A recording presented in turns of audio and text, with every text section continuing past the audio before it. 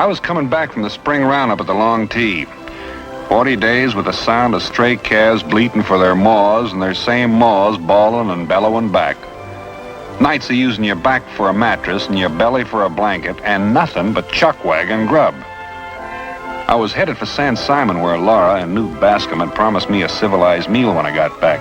Fried chicken, fresh vegetables, chokeberry pie with meringue. You know, I was beginning to feel kind of desperate to get there. Howdy, Miss Bascom. Can I be of any help? Well, look who we got here. Sure is good to see you, Vin. Good to see you, too. Still trying to make things grow, I see. Still at it. Doesn't look like the roundup took anything out of you. Well, it didn't put anything back into me either. Don't tell me you forgot. You said fried chicken and all the fixings, remember?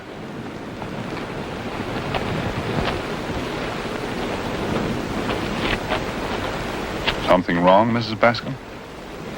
You're always welcome at our table, Vin. You know that.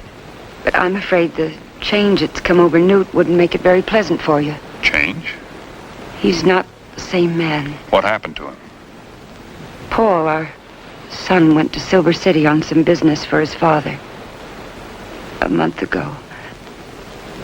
He was killed in the streets by a brawling cowboy on a spree. It was an accident. A stray bullet. I wish I knew what to say, ma'am. Out here, you've struggled to make something take roots and grow. The land's against you. There's wind and drought, floods. But worst of all, I think, is the evil men do. So maybe when you're in San Simon again, Vint, you'll drop by. Next time, Vint, Lord willing, he'll be himself by then. He's the only law we got hereabouts. No sheriff, no judge. Just knowing that should be medicine enough for a man like him.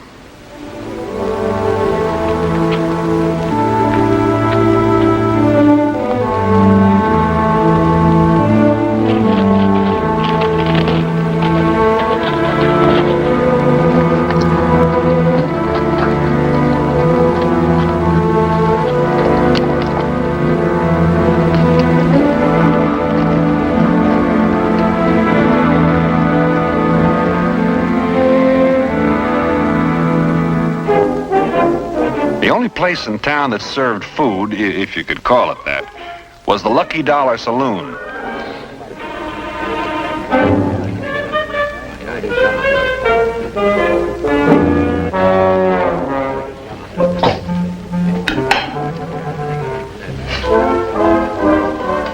That steak was pure discouraging, and the coffee was almost killing. That was a good one. Come on, give us another one. Come on, Dad. We know how to fight. Wait a minute. What's the matter with you, boy? Don't you know how to laugh?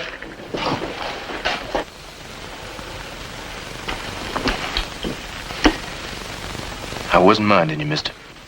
Well, maybe it's about time you did. Now, come on, let me hear you laugh.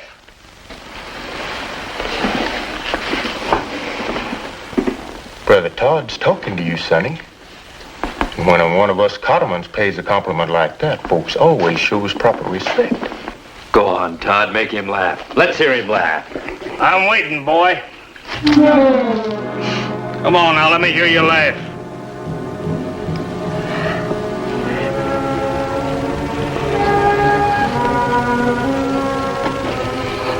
Mister, the biggest joke in this place is you. You're a real clown. And running you a close second is them two comical brothers of yours. And I could just busy my sides laughing at all of you.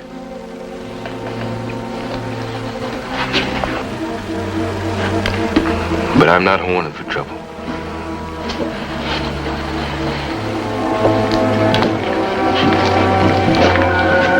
I'll show you who's a clown.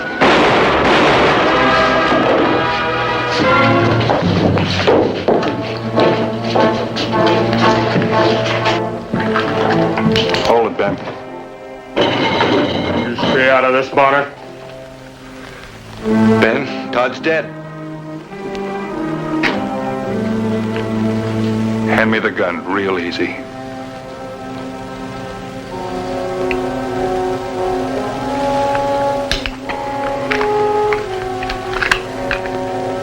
He asked for it. That ain't the way I look at it. Me neither. We'll get that kid. We'll run him down. Sooner or later, we're gonna find him. Maybe so, but right now we're going over to Newt Bascom's. That law wrangler ain't no marshal. He's got nothing to say about it. Do as I say. Move along. Anything I can do, Ben? I'm beholden to you, Adam. We'll see. All right, I'm ready. Let's go. I want to get this over with fast. Because me and Cyril got things to do.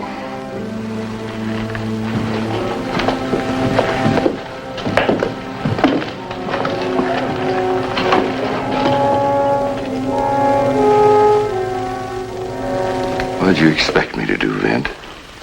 You know there's no such thing as law in San Simon. Haven't you let your thinking get a little bit twisted, Mr. Bascom? Just stating a fact. That's a fact you never accepted before. You've always tried to point the way till the law did come. I was a fool. You're wasting my time. Even in towns where they've got a marshal or a sheriff, the law is a mockery. Didn't keep my boy from being shot down. Never brought his killer to justice. All this talk's letting that kid get a big jump on us. We're forming a posse and going after that boy. You hear, Ben? Yeah, that's fine with me. I just want to get near him, that's all. We'll leave from the Lucky Dollar.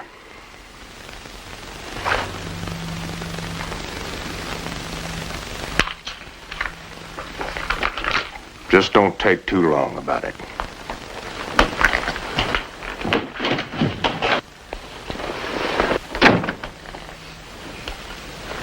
You'll excuse me. Newt, maybe a little time before I get back. Get back? What are you saying? Look, Ben and Cyril Cotterman don't mean to take that boy alive. Somebody should be there to stand for the law, whether he wears a badge or not. Well, Laura? I'm going with the posse. You're shaming me into going. Is that it? I'm doing what I think is best. The way you thought once. You're letting a young saddle tramp come between us. Someone you never even saw. You know that if you go, I'll have to go. I'm sorry, Newt.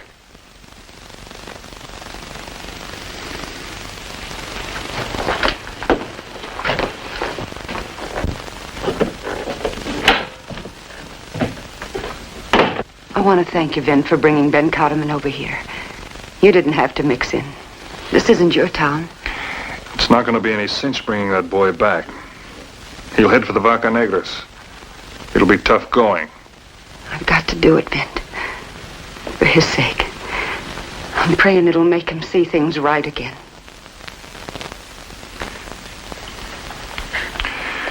I'll get the horses ready. We'll be ready when you are. We? I don't have a town, ma'am. And maybe that's all wrong. Maybe everyone should have a place they'd like to see take root and grow right.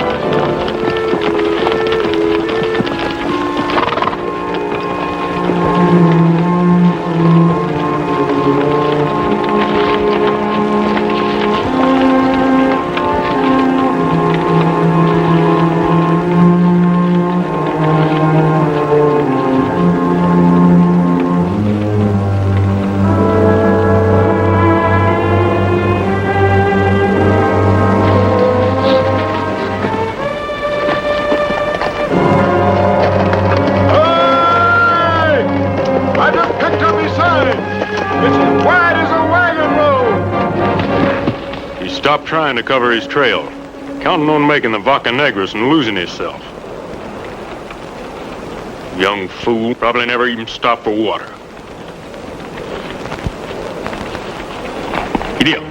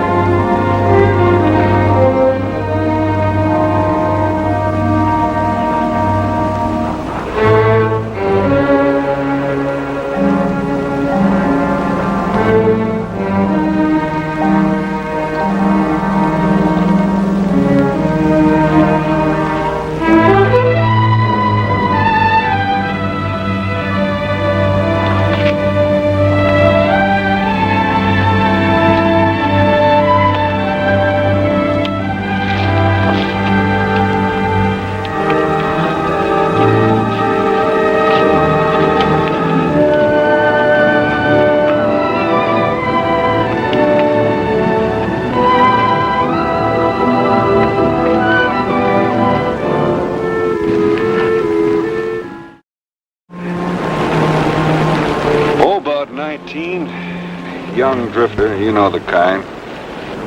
Mostly nameless. Nameless? Yeah, they call themselves Curly or Sandy, maybe Slim. Get their education in bunkhouse brawls and barroom fights. And they think they have to use their gun just to stay alive. Ain't you trying awful hard to make him sound like an altar boy, Bonner? All I know is he did all he could not to be pushed into a shootout. Looks snake mean to me. I sure hope I'm right. What made you so bloodthirsty, Sam? You got me all wrong, Bonner. Onely, I'm a peaceful soul.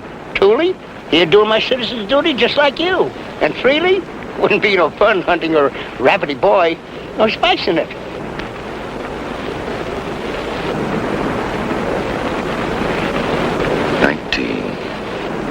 Paul's age.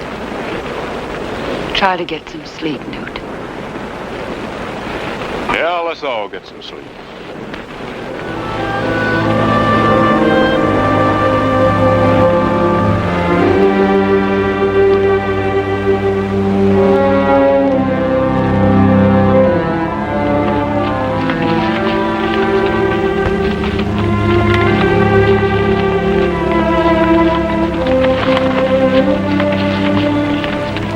Third day in the saddle. About the only riding I'd ever seen her do before was in a buckboard. I wondered what kept her going. Newt Bascom must have been wondering about it too. Wondering how he could live with a woman for 25 years and not know how strong she could be. You sure that boy's worth all this? Suppose somebody asked that about our son. When he was all alone in Silver City and got caught up in something he couldn't help and then had to run. Laura, maybe you were right in shaming me into coming along. Ben Cotterman wasn't wondering about a thing. He was just like an animal close to the kill.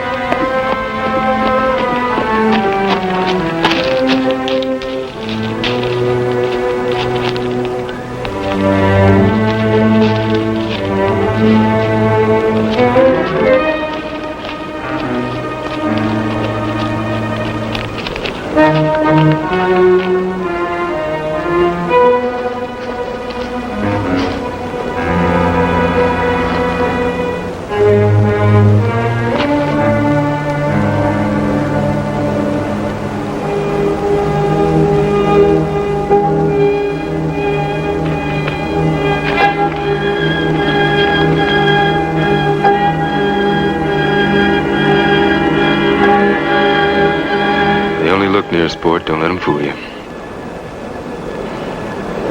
Yeah, there's no use riding you into the ground. You aren't the one that had words with that loudmouth?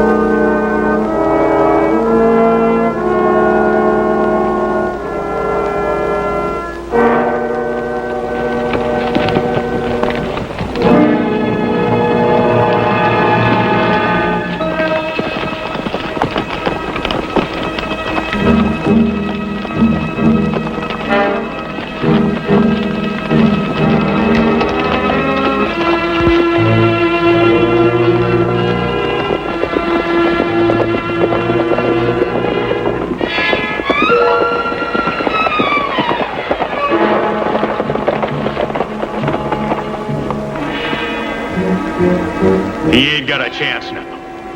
He can't make it on foot. He's up ahead there like a yeller dog with his tail between his legs. Would you have done that, Ben? Leave your horse and go out on foot with a posse on your trail so as not to ride him to death?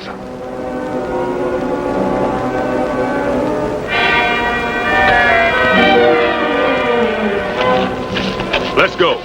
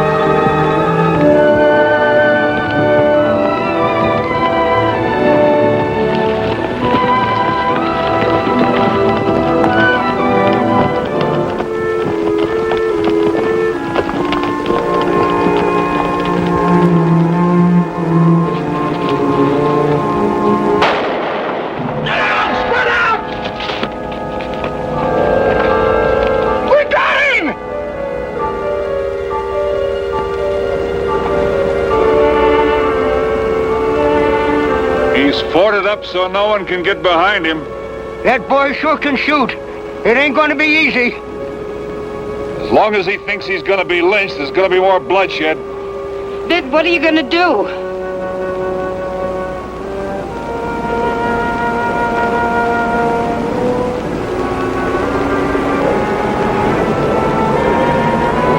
Try and talk to him.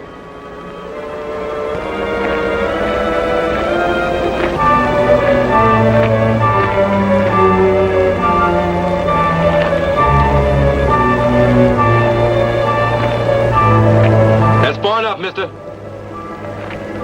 I want to talk to you, son. Go ahead and make it quick.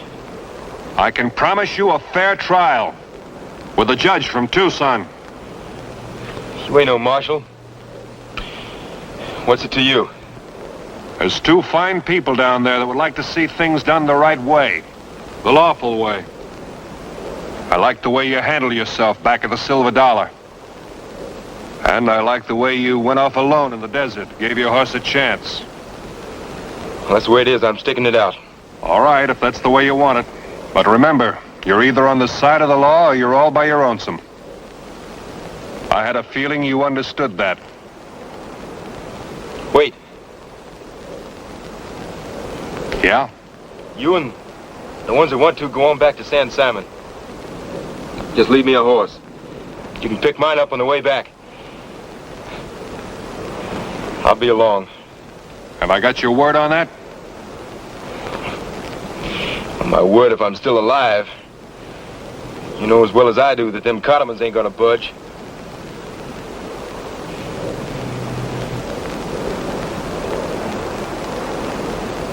All right. See you later.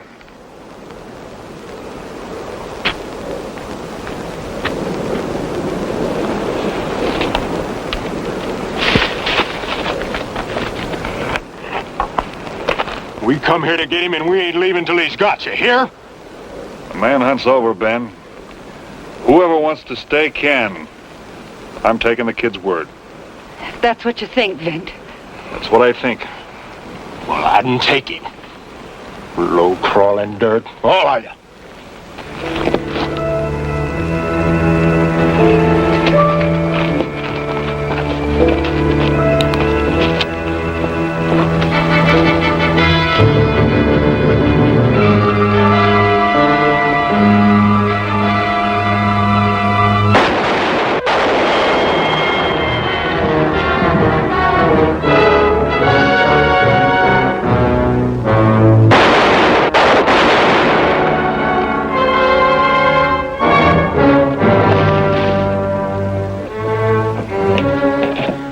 Don't just sit there. You got a gun, use it. You've been crowding me, mister. You and your brothers have been crowding me too far. Now go ahead and shoot. Please don't shoot me. Don't shoot me. You handled yourself real good. You don't keep your word very good, Mr. Bonner. I thought you might need help. See, I was wrong. Jason here's gonna need to be put up someplace while you're waiting for that circuit judge from Tucson. After all, you haven't even got a jail.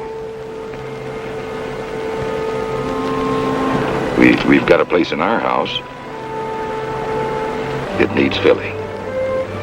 Yes. Town's not bad. Sometimes things happen, that's all.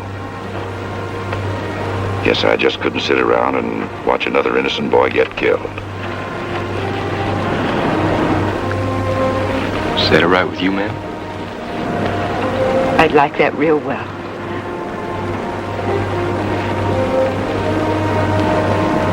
Like you said, Vince, I guess I let my thinking get twisted. Well, the boy had a home, and the home had a boy. Being alone in this big, empty land has a kind of terror to it. But it all stops the moment you belong to someone, or someone belongs to you.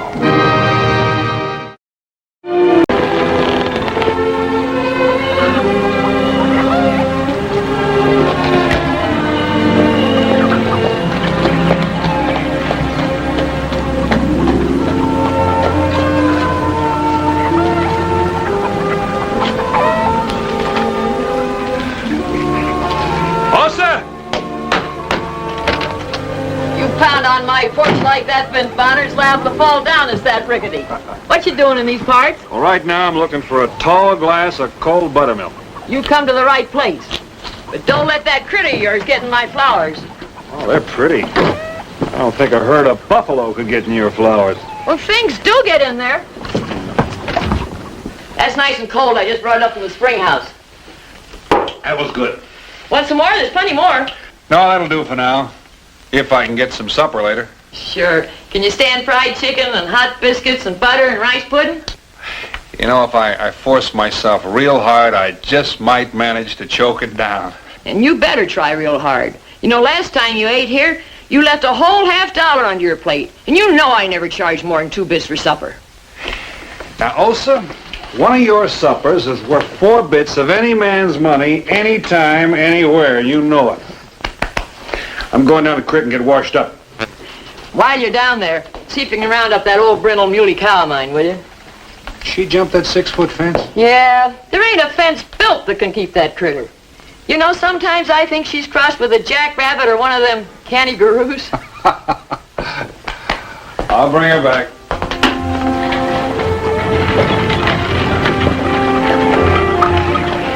Whoa.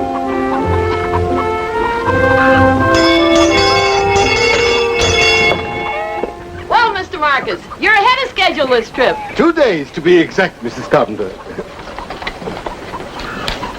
Hey, you're looking fine. I'm feeling fine, and you? Fine. And that reminds me, I've got something to show you that's fine. Extra fine. My, it's beautiful. What kind is it, Mr. Marcus? It's a new kind by the name of American Beauty. American Beauty? Makes roses as big as a teacup. Solid red. A teacup? Maybe not such a big teacup, but big enough. My future mother-in-law's got one blooming in Dallas already. And the smell? It's like angels breathing down your nose. How much would it be, Mr. Marcus? For anyone else, 50 cents. For you, only 35 cents. All the way from Baltimore, Maryland. Imported. Well, I guess I better wait till next time. I'm short of so many staples that this is no time to be throwing money away on fancies. All right. Maybe next time. I'll need 20 pounds of sugar. 20 pounds sugar? Oh, I'll give you the list later. I got it all set down. You're staying for supper. I wouldn't eat any place else. If Rector's was next door and I was a millionaire. Oh! Well, howdy, Duke. Howdy, Ilsa. You got any buttermilk? Plenty down at the spring house. Well, we can drink a barrel full. Been spitting cotton all day. Well, from the looks of you haven't been drinking buttermilk all day. Oh, no, Ilsa. We ain't drunk. We just been celebrating. A man don't sell 500 head of prime steer every day. Did you get a good price? Top of the market. Got the dinero right here to prove it. Enough to buy and sell this whole outfit twice over. My outfit ain't for sale. Who are you? I'm David Marcus, merchant. Merchant? You mean peddler, don't you? He looks more like a dancer than a peddler, dude. Yeah, start dancing. I don't want any trouble with you, mister. Dance.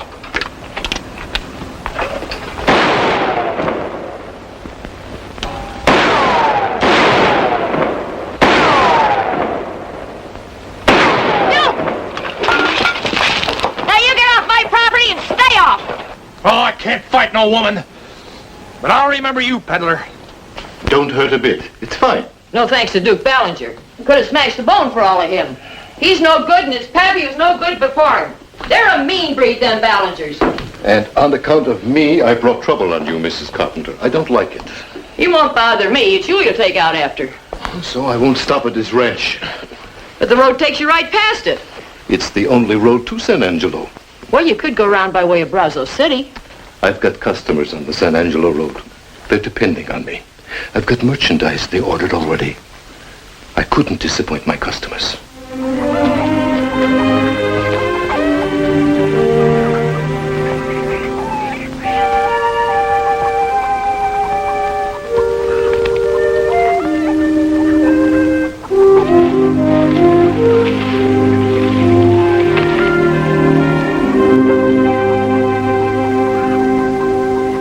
Mr. Marcus, the peddler. You know him?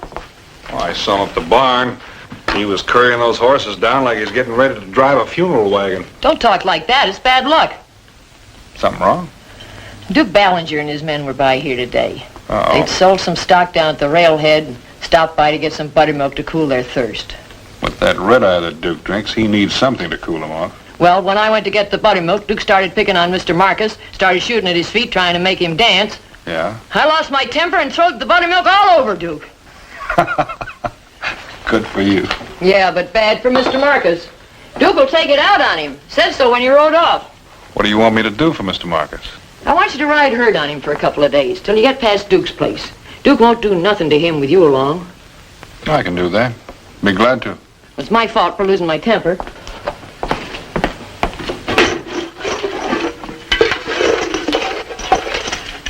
No, sir. I can pay for my mistakes. Now, look, I'm not going to take money for a thing like this. Don't argue with me, Vint Bonner. Those are wages. I'm going to call Mr. Marcus now. He'll carry that team all night if I don't.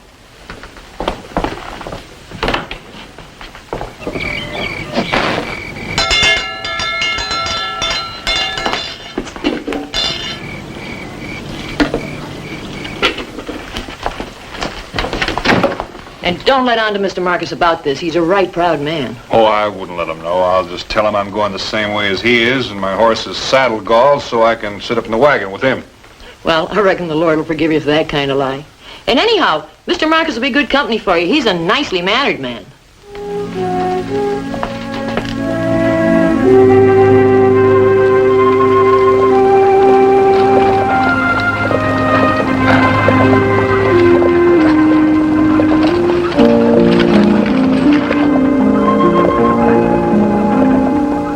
I've been saving every penny for over 8 years already.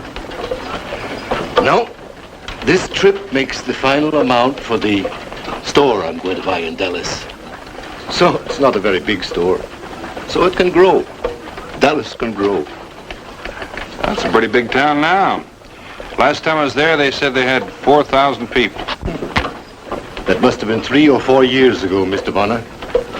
Today we've got, nearly 6,000 people. 6,000 people.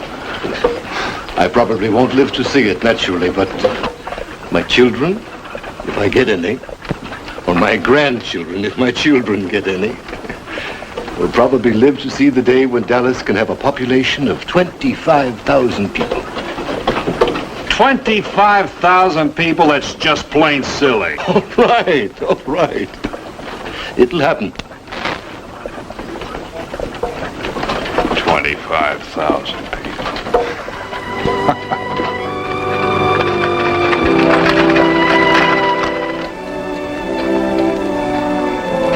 You know something, Mr. Marcus? Traveling with you's been kind of an education to me. The pleasure is mine. I'm happy to have the company. It's a lonesome business. What I mean is I never realized how important a merchant. Don't be embarrassed to say peddler. I'm proud to be a peddler. A peddler today, tomorrow a merchant. Next year, my sister's son, Samuel, takes over the route. He's made lots of trips with me. Well, it's good that the route will be kept up. Not only will it be kept up, I'm planning to put out more wagons. The opportunity is unlimited the way my sisters have nephews. I guess every man's always thought of getting married and settling down.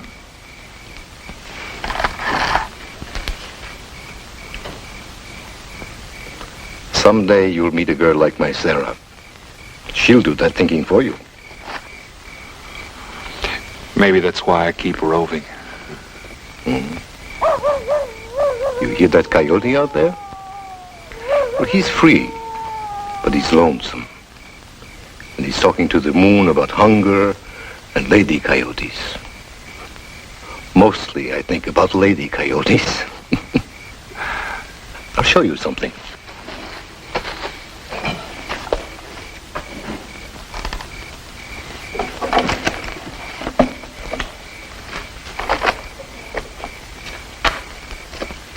They like fiddle music.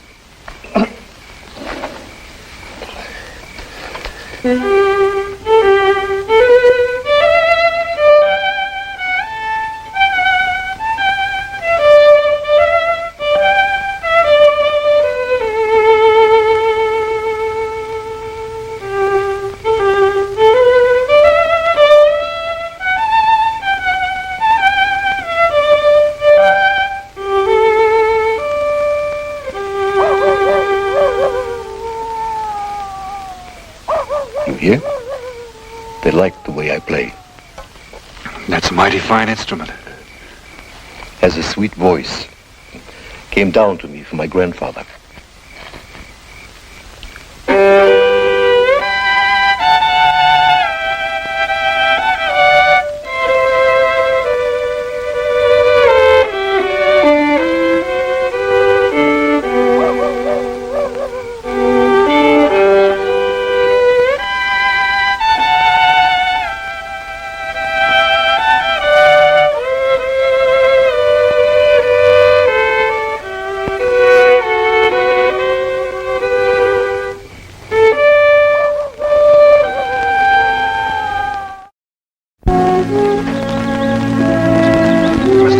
what are you doing? I was going to put some salve on your horse's saddle gall. But look, that's not a scab. It's egg yolk. I wonder how that happened. So you would have an excuse to ride with me and protect me from Bellinger? It was Mrs. Carpenter's idea, So did she pay you for the job? Well, I put the money back in a tin can. I was coming this way anyway. That poor woman couldn't afford 35 cents for a rose bush, yet she pays someone to protect me. She's a fine woman. Yeah.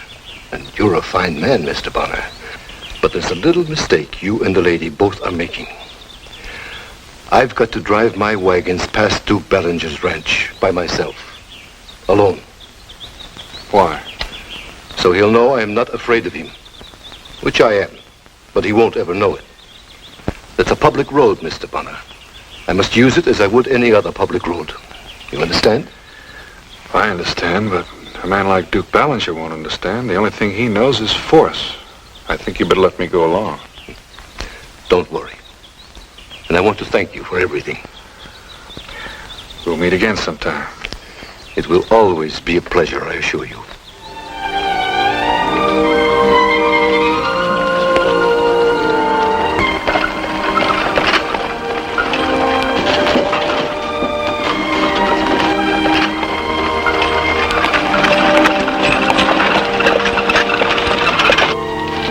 Sure picked a fine time to go lame on me.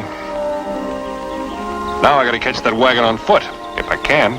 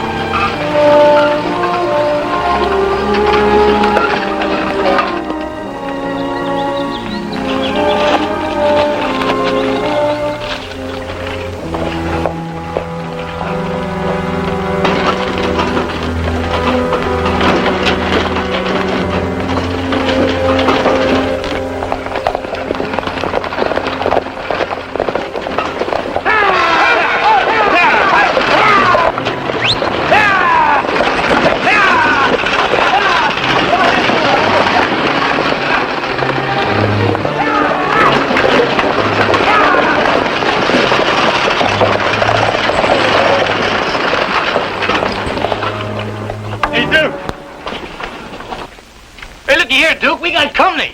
Yeah. You're just gonna ride right on by without stopping to pass the time of day. Why, that ain't polite.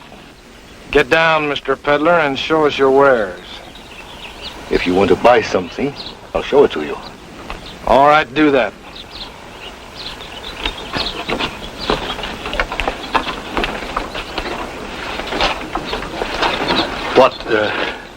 What did you wish to see? Let's see what you got.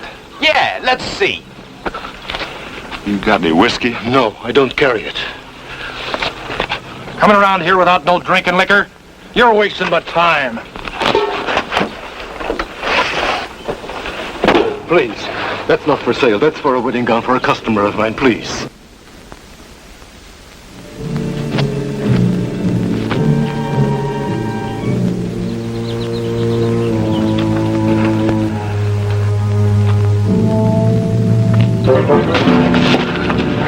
Please, mister, don't. That's for a young girl for her wedding gown. Please.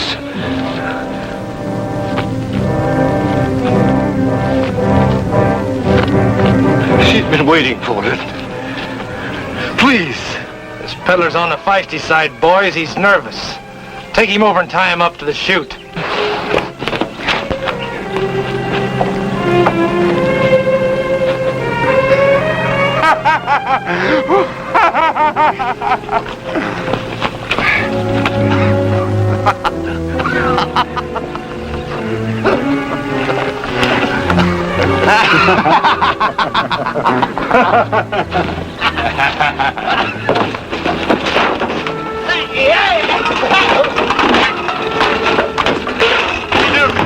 Interested in an elegant wash pan? No, can't you see it's got a hole in it? Yeah. Hey, peddler, ain't you got no shame trying to sell a pan with a hole in it? Yeah.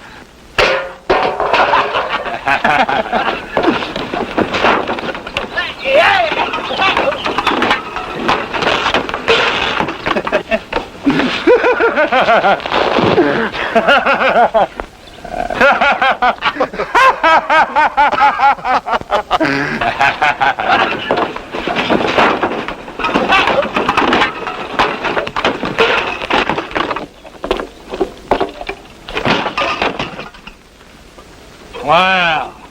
Here's something that the peddler's worried about. Please. Mister, please. Why, look, he's begging me. He wants me to play for him. I am begging you. Put it back in the case. I'll pay you, please. Oh, now my feelings are hurt. He don't want me to play for him. So I'll play anyhow.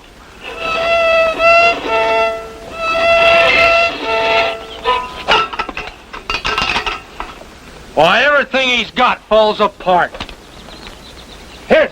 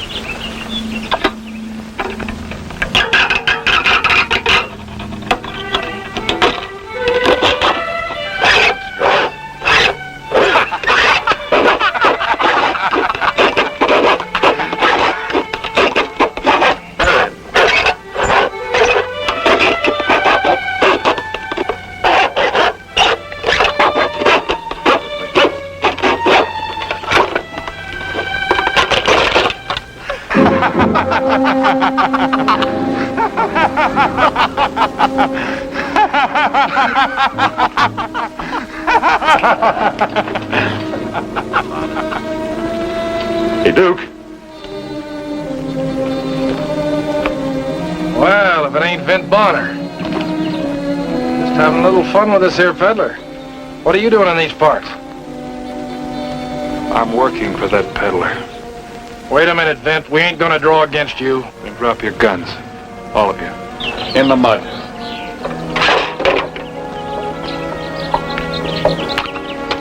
Spoke. Stamp them in.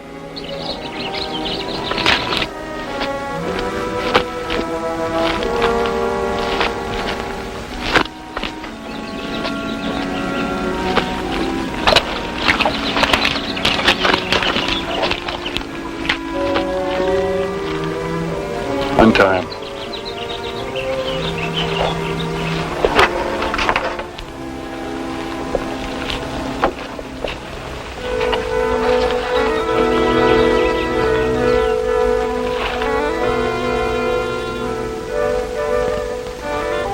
You all right, Mr. Marcus?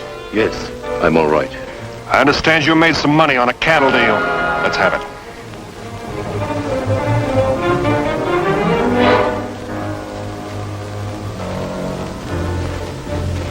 How much were those things worth, Mr. Marcus? $10 or $11. Here's 100. And 500 for the violin. You're the man with a gun. Do you think you could make it stick without it?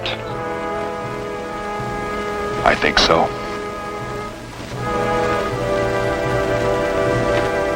Watch those two, Mr. Marcus.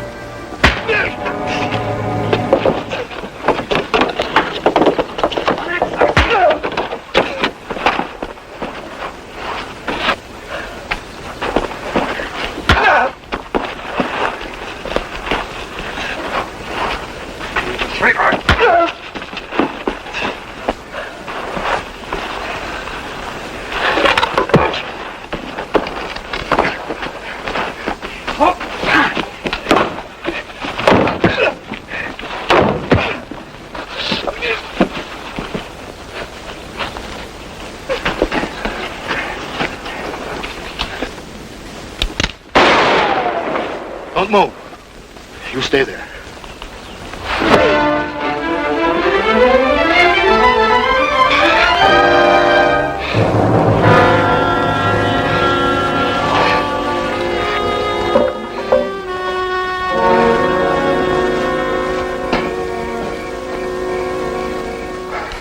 Wouldn't have happened if my horse hadn't have pulled up lame. So I made you lame a good horse. It's not that bad. It's just a little strain. He'll be all right soon. But all that money, I can't keep all that money for myself, Mr. Bonner. It wouldn't be right. Well, you deserve something for your trouble. You've got to go back to Dallas, postpone your wedding. Maybe I won't. Maybe my nephew's teeth will be fixed by now and he can make the trip. Well, how about your violin? That's something. Well, I could buy another one, of course. Wouldn't be the same. No, Mr. Bonner. I've got over $600 I don't want. That kind of money's not lucky. Now, you wasted some time, too. Don't look at me. If you don't want that money, you give it away. There are plenty of deserving people. Well, I can't think of anything except maybe some roses for Mrs. Carpenter. Mrs. Carpenter. You know something I'm thinking? Mrs. Carpenter started all this when she lost her temper and threw that buttermilk. She ought to bear some of the responsibility, if you understand my meaning. I understand your meaning, Mr. Marcus, and you're dead right. She started the whole gall darn thing.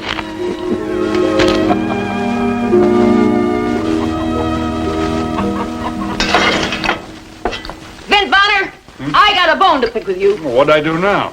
That money I paid you to take care of Mr. Marcus, you went and stuck it back in the coffee can. And that Mr. Marcus, he went and planted that rose bush in my garden when I wasn't looking. And I made him take the 35 cents before he left this morning. And you did just right. Yeah, and you're going to take the $4.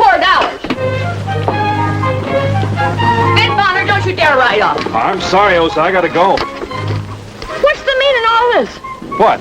All this money in my coffee can. Well, it's a long story, and I haven't got time to tell you, but all I can say is you had it coming. Had it coming? Sure, for losing your temper.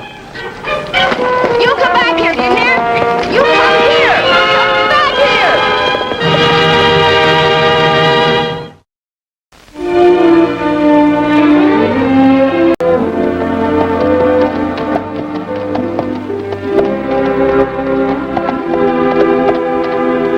You know, I've got a feeling you can tell a man by the house he lives in. And there was a heap of pride and a man-sized share of arrogance in the owner of the Circle B.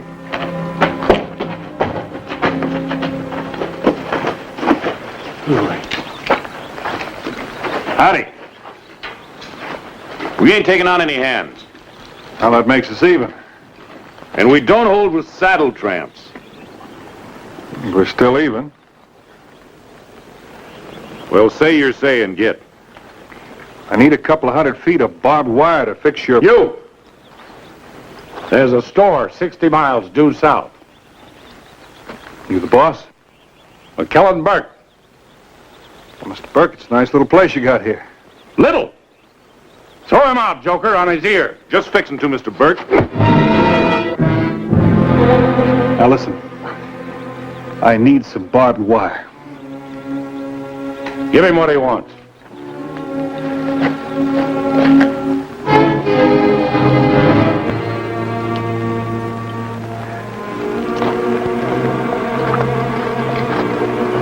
You're on the wrong side of my fence. Keep your hands on those reins. That's the second time you've sneaked up behind me, Mr. Burke. There won't be no third. Now climb into your saddle and get. Do you know that you and your man are trespassing? Trespassing? On my own range? Man, you're talking wild. Anybody interfering with government work is trespassing. Who asked the government to come on my range? What are they doing here? I guess you got a right to know. Come along. Hold up. You got a name? Yeah, I got a name. Vin Bonner.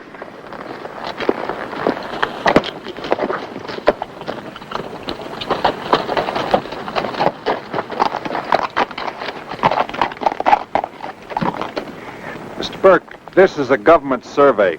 Yeah, the government surveyed through here clear back in 49. With 2 eyes on the Indians and 1 on the transit.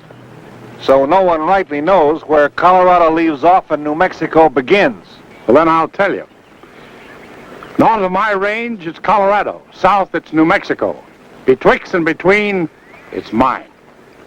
Now, you take that news back to your government. Mr. Burke, You wouldn't be aiming to secede from the Union, would you? I could be pushed into it.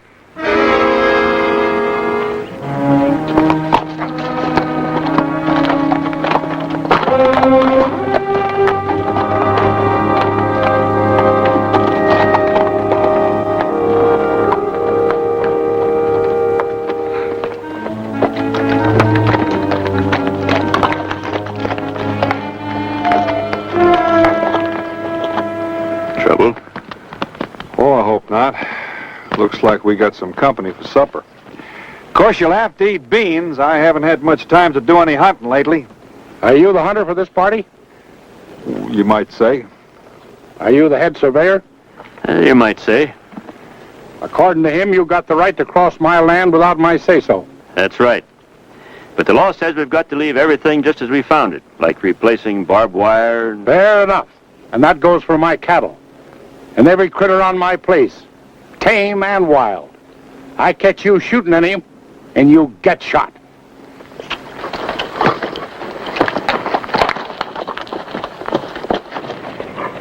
There's a man be a trial to his friends. What friends? Old Burke sure had me in a spot. I was ranging 50 miles a day for game, and not finding any.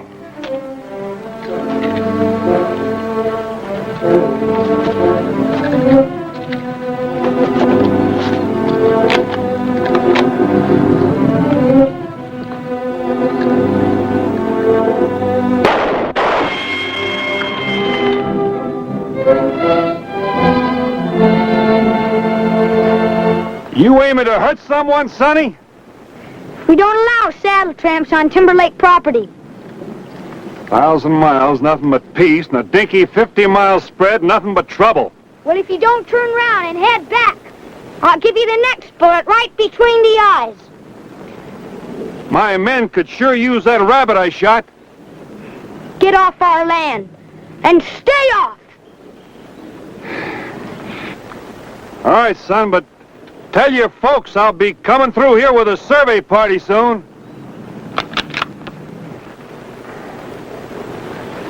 Beans again.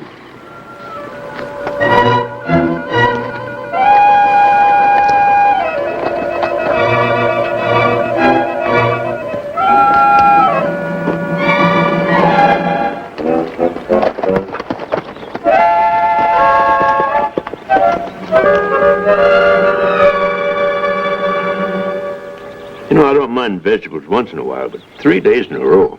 It's gonna be worse before it's better. Maybe I could make friends with him, Vint. Yeah. Just be sure and duck before he rattles. Get out your peace pipe. Here he comes. More beans? Yeah. Want some? Nope. I'm aging down a couple of antelope. Bagged them about 5 miles west of here. We have no quarrel with any man, Mr. Burke. I have. I don't like your hunter. Mind if I handle this, Vint? There's nothing me and you's got to talk about as long as Bonner's working for you. You have it all wrong, Burke. I'm the head surveyor, but Bonner's in charge. Sure makes it tough on you. I'll send you up some more beans. Come on, Joker.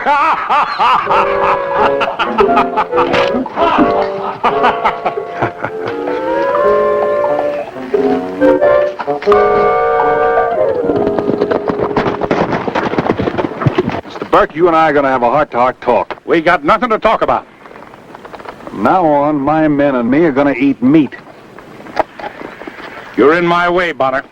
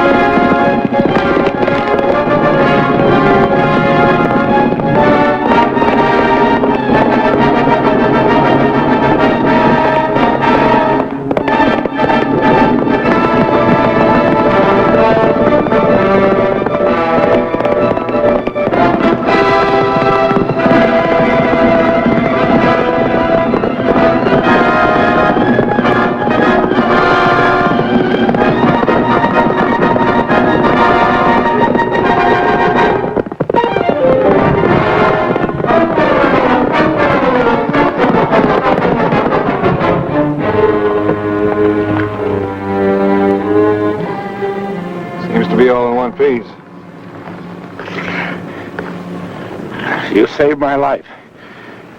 Here, I'll give you a hand. I don't need no help. I said I could take care of myself.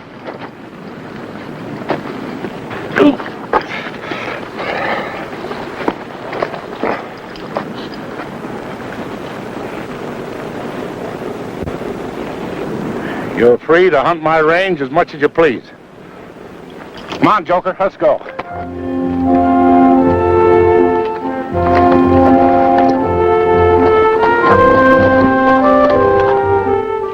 This is the first real food we've had in days. Got him with the first shot, too. Hate to take you away from your supper, but Mr. Burke wants to see you. What for? Nothing to get excited about, as long as he ain't kept waiting too long.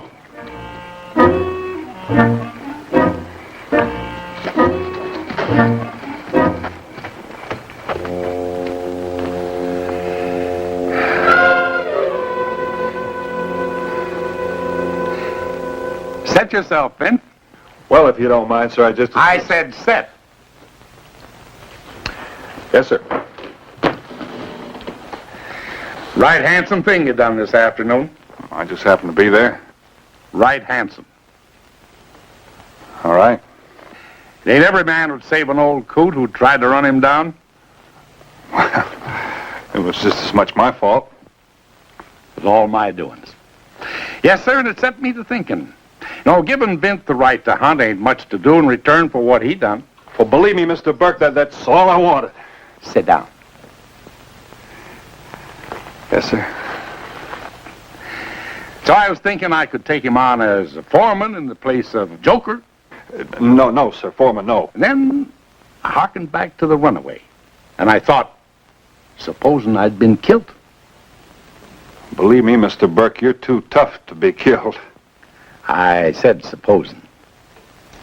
But if I had been killed, the whole circle be spread. Every last steer, every blade of grass would have gone a-begging. You see, Vint, I haven't got an heir. Oh, well, maybe you ought to be married. Who'd marry me? Yeah, I guess you're right. Well, how about a widow woman? There's always a widow woman around someplace. No. I had something else in mind. Yeah, well, if you're gonna have an heir, you gotta get married. Too late. Time passed me by. No, I got a better idea. Well, sit down.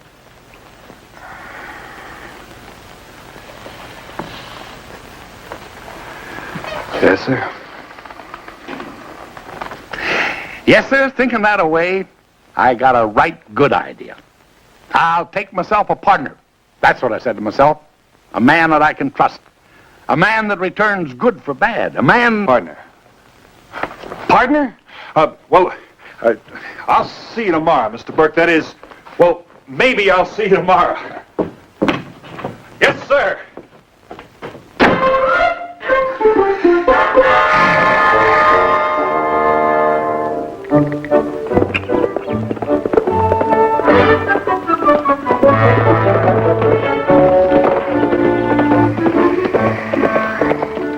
Here comes Laughing Boy again.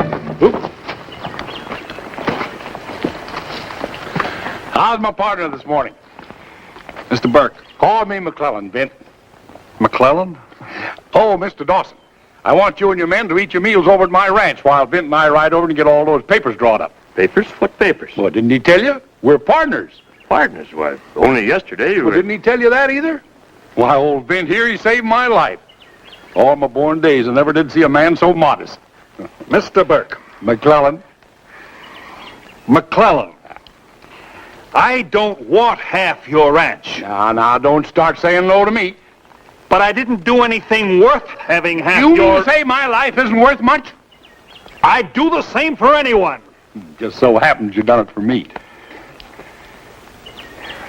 Mac, couldn't we just be friends and let it go at that? Not unless you take half of my spread.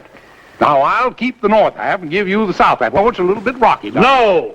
Why, you ornery, ungrateful... Look, let's just get on with the surveying. We'll just have to eat beans, that's all. Bunner! Vint.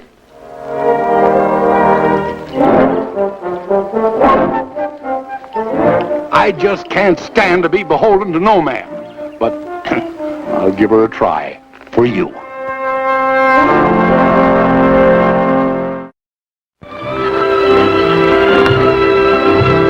Well, the next couple of weeks proved one thing for sure. With Burke for a friend, I didn't need any enemies. He was at my side every waking minute. Him and that smile. His gratitude was getting so it was downright painful. Oh, he got ruffled once in a while. Once he took me out to the limits of his property and pointed to what he called the Timberlake land on the other side. He didn't exactly have a high opinion of nesters. Well, I suppose I'll bring the men back for supper as usual. See you later. Goodbye.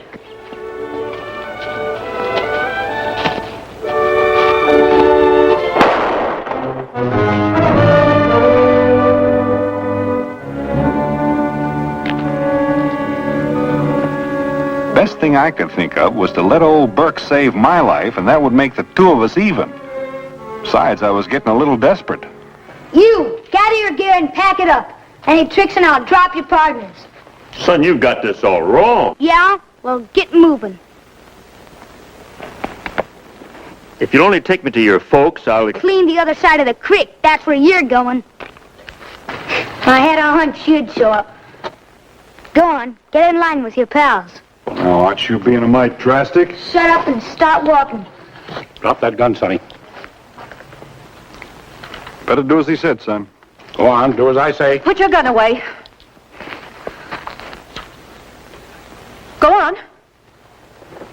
Now move. Go on. All right. The lot of you. Go back onto Burkeland. How come you let a kid get the drop on you? How come you let a woman get the drop on you? Shut up. Now get started. One false move and we'll fire. The first to go will be you and you. You're making a big mistake, ma'am. Now, if we could just talk this guy... If you try that again... You dang fool, you'll get us all shot. Well, look, why don't you do something, Mr. Burke? You're the only one that can get us out of this danger. Well, you might tell us at least what we've done, ma'am. You're a thief and a land grabber. A thief? Why, if you wasn't a lady, I'd... Go ahead and try, Mr. Burke. Come on, Ma. Let's shoot him now and get it over with. Well, at least you might tell us what you think we stole. You don't even lie good.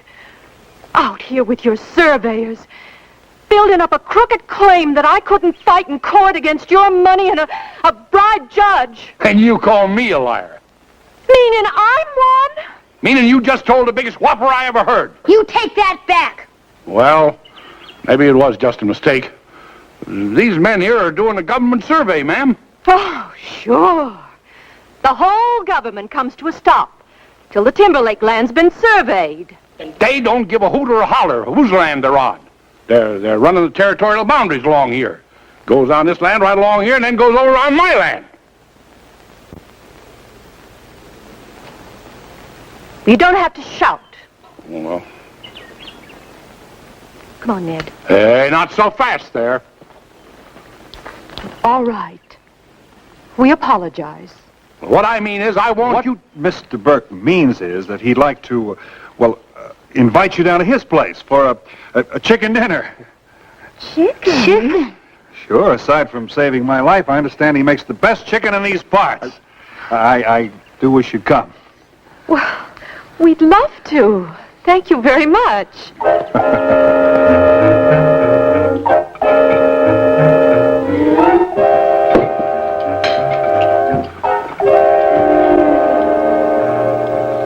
Mr. Burke, you know, I haven't got a great deal I can call my own. I guess the closest thing to me is this six-shooter here. I'd be much obliged if you'd take it. I didn't save your life. And you know it very well, Bonner. Just call me Vint. Stop smiling at me! Miss Timberlake, you weren't fixing to kill us, were you?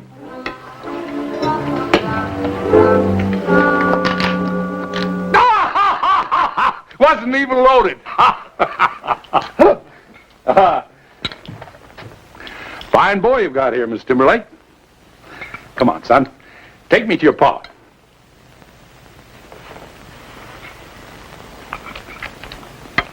We buried Pa June 7th last year. Buried him? Other side of the hill from where I saw you. Robbers got him. A couple of saddle tramps. Dirty rats. Pa, he didn't have a chance. Being out in the fields with only a weeding hoe. Shooting an unarmed man. We heard him arguing, Ma and me. And we drove him off with our guns. But they had got Pa. And they said they was coming back for us. I only wish they had tried.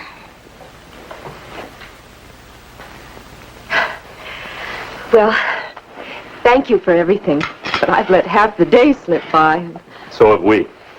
Nice meeting you, ma'am. Oh, thank you. Let's Bye. go, Williams. Can I come along? You want to be a surveyor? Happy to have you, Ned. Next time you come calling, we'll give you a more fitting reception. Goodbye, Mr. Bonner. Oh, your gun. Oh.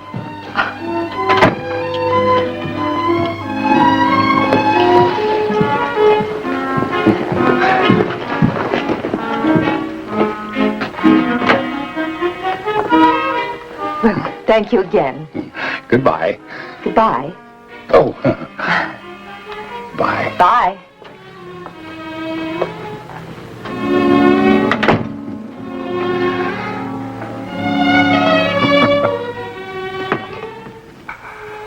Now, that's what I'd call a right handsome widow woman.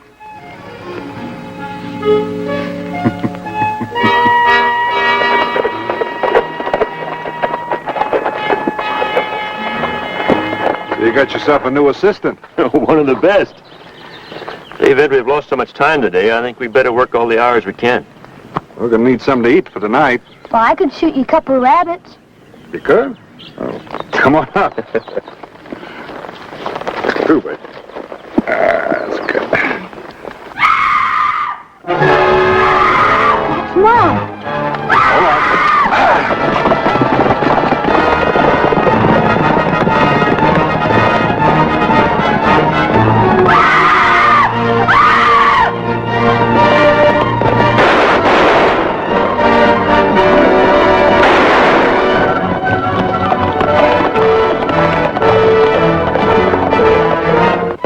Was really the other tramp. You all right, ma'am? I think so. Look!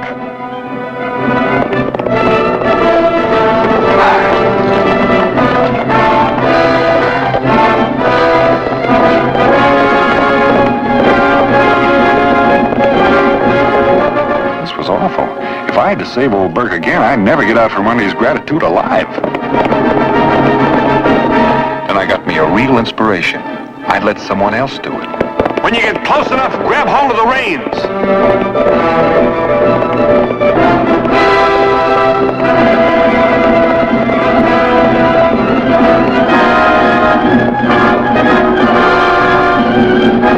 Grab the reins, son.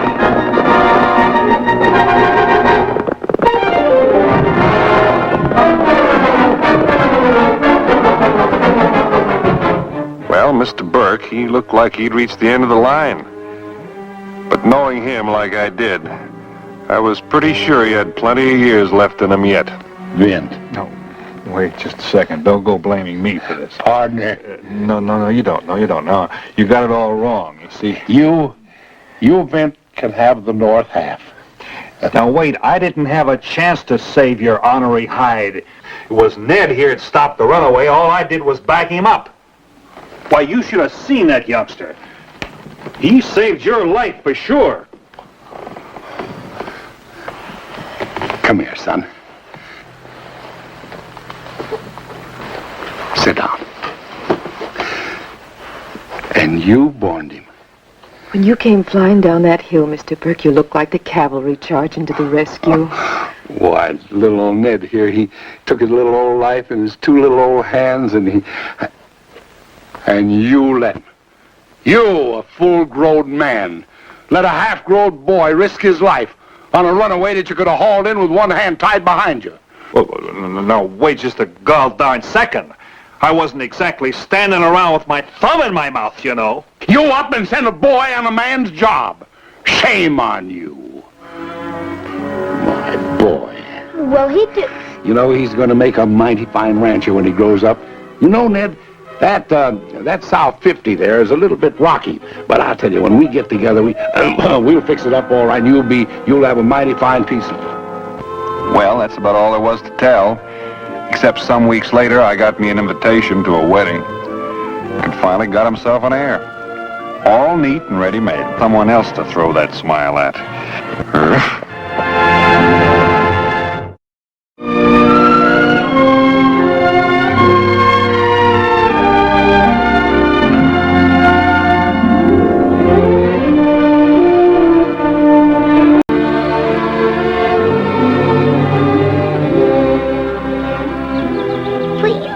Killed him, Mr. Bonner.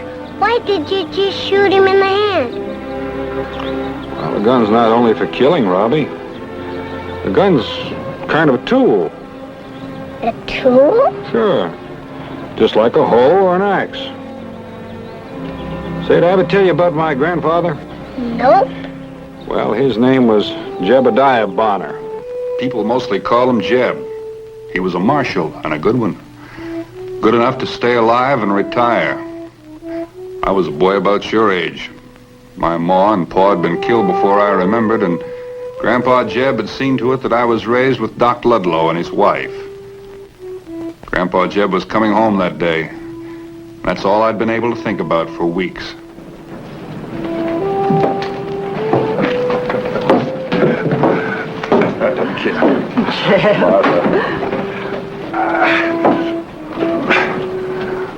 It's good to see you, boy.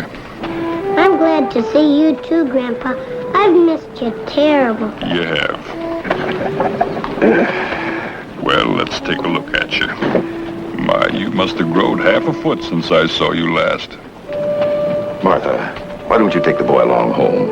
I'll take Jeb in here and buy him a beer. He must be pretty dry and dusty after 2 days on that stage. Now that sounds like a fine idea.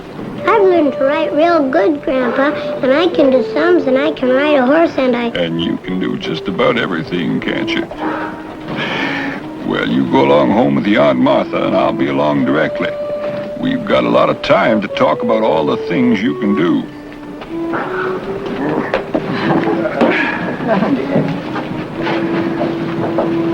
Jeb, suppose we just take that prescription I mentioned a moment ago.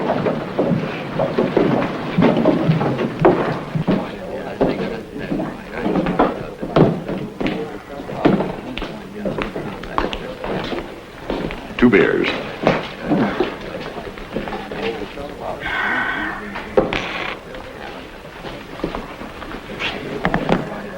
This be the first of a million of them, Jeb. You've earned every one of them. You're Jeb Bonner, aren't you?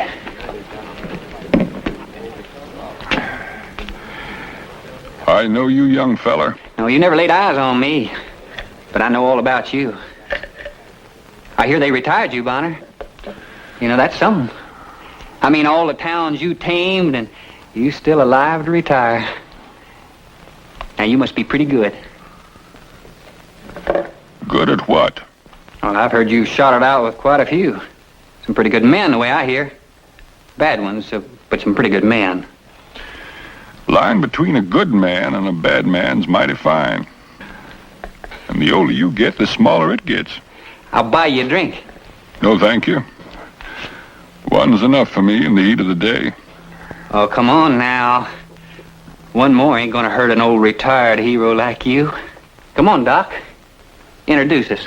Your mouth's big enough. Introduce yourself. I'm Jim Kenyon. Does that name sound familiar to you, Bonner? This is my brother Bob. Kenyon. I remember a Kenyon about 20 years ago. Up in Indian country. That was my pa. I don't believe you give him a good chance for a fair fight, Bonner. Well, whether you believe it or not, son, isn't too important. When a man's 20 years dead, it's high time people forgot about him and went on living. Don't you get preachy with me. What is it you want, son? A fight? I'm past that. But you go mind your business, Jim.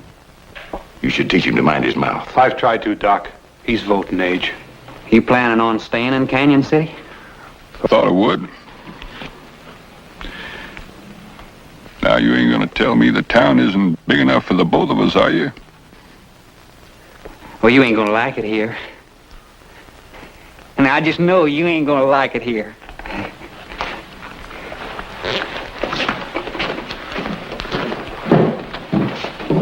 I'm sorry, Jeb. I didn't think he'd shoot his mouth off like that. Every man shoots his mouth off one time or another. Let's get on home. I want to see that boy of mine.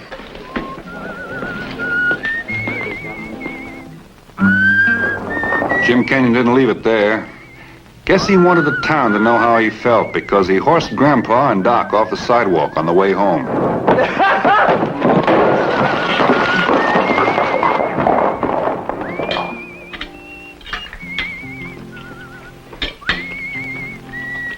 Grandpa, could you really outdraw John Wesley? Well, there was a time. There was a time. Then why didn't you hit that Jim Kenyon? How did you hear about that boy? Only happened half hour ago. Billy Haskell told me. His pa seen it. You just stood there and let them walk all over you. What would you have done, Vint? Gee, I don't know. Something. Yes, I suppose I should have done something. Then why didn't you? Vint, if you were a real fast runner and been running real hard for 20 years, how do you suppose you'd feel? Tired, I guess. Well, that's me. I'm tired. See that hand? It's got a line in it for every year I've lived. And the fingers that used to be quick and limber, well, they're stiff. And the joints ache when the weather's fixing to change. I've learned a lot of things, but what good's all a man's learning if his body won't do what his head tells it to? Now, do you think I could outdraw that Jim Kenyon? No, sir. I guess you couldn't do anything else but take it. Let the boy alone. He has to be alone now. Yes, I suppose so. But it's always so hard to lose a dream. Excuse me, Mom. I think I'll take a little walk.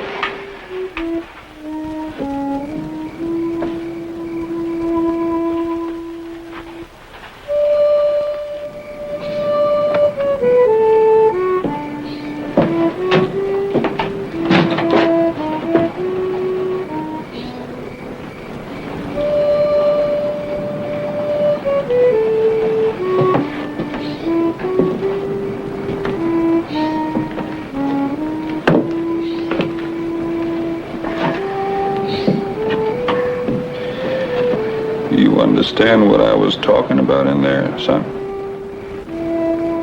I guess so. You're not young anymore.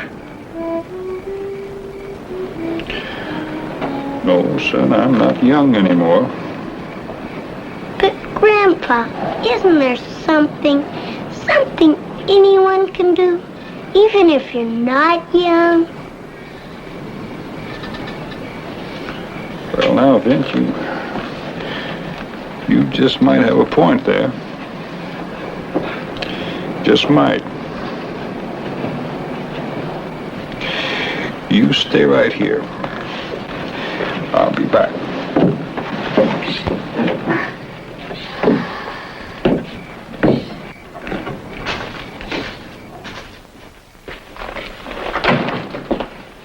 You'd be Marshal Bonner, right? Just plain Mr. Bonner now. Well, Mr. Marshal, it's a pleasure to meet you, sir. Sit down.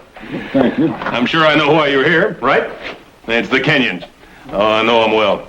I've had Jim in jail more times than one for stirring up trouble. Jim thinks he's pretty good with a handgun. Well, how about his brother Bob? Bob? Oh, I'd say there's still some hope for him if Jim would stop pushing him. Mr. Bonner, I don't like to say this, but you made a pretty poor showing out there today. Now, as a famous lawman, you know that if you give a man an inch, he's going to take a mile, and he's going to walk on you every foot of the way, right?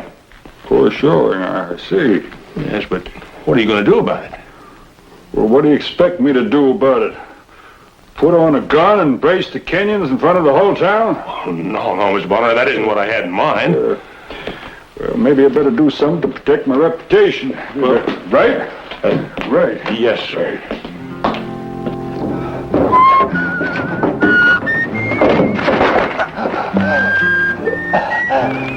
Grandpa told me later it wasn't too much for a feller who had spent half his life rousting drunks out of bars. Just a trick he used on a youngster when he wasn't expecting it.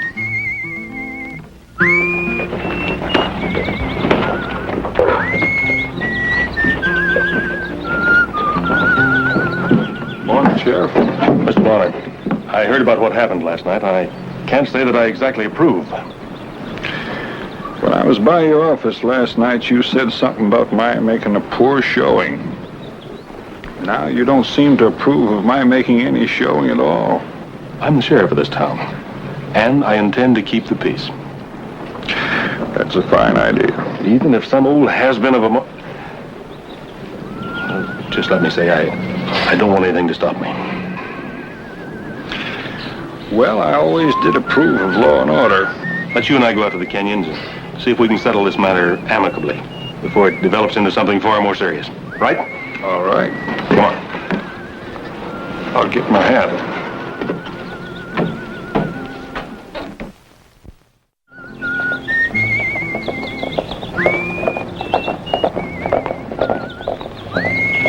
We've gone further than we should with this, Jim. Now, you take it easy.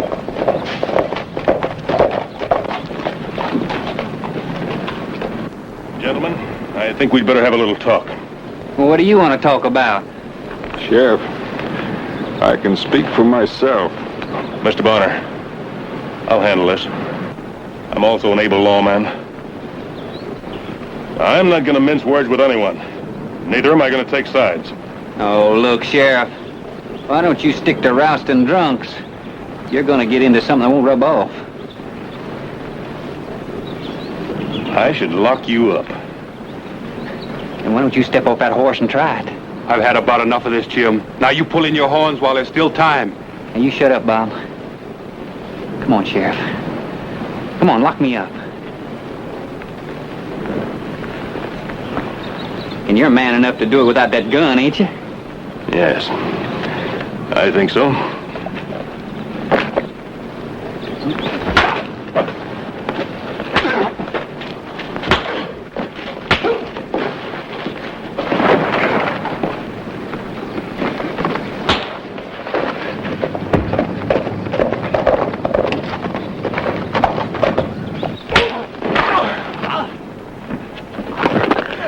Oh, my back! My back!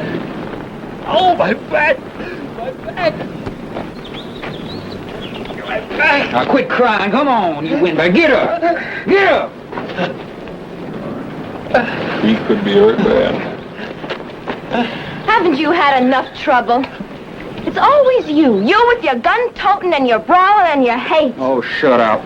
Don't just stand there. Help me. Look, Bob, she might be your girl, but don't let her talk to me like that. Look, somebody's got to set you straight. You're no good, Jim. Look, I told you to shut up. Now, you just stop right there, Jim.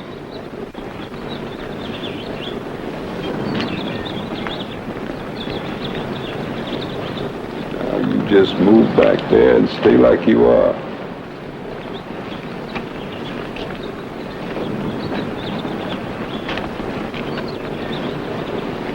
Sheriff, appears to me like you're going to be laid up for a while.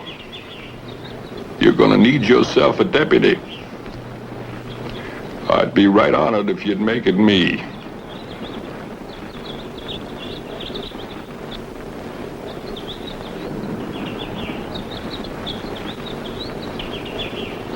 Much obliged. Bob, I'll send a buckboard back for him from town.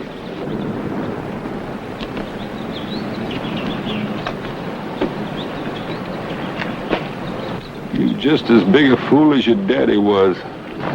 I'm gonna kill you, old man. I'm gonna kill you. You so mixed up, you gotta kill me to straighten yourself out? Anytime, anywhere. Now, you let me get my gun, I'll settle it right now. I don't care how fast you were, or are.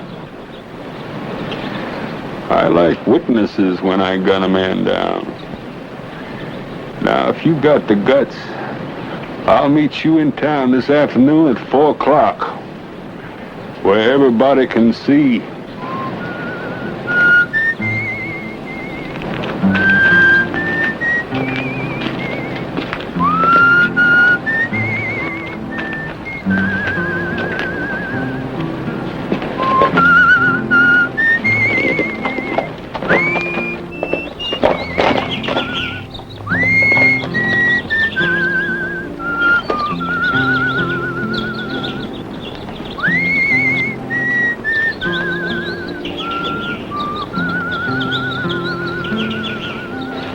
I'm sorry, Mr. Bonner. Sit down, Bess.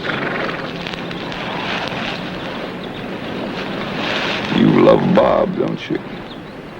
Yes. Then you were right in doing what you did. People do a lot of things wrong, but the love in them makes it come out all right. Oh, but Jim will kill you, Mr. Bonner. You're... Old. Yep, I'm old. Well, Bess, there's some things you can do, even if you are old. Let's just wait and see.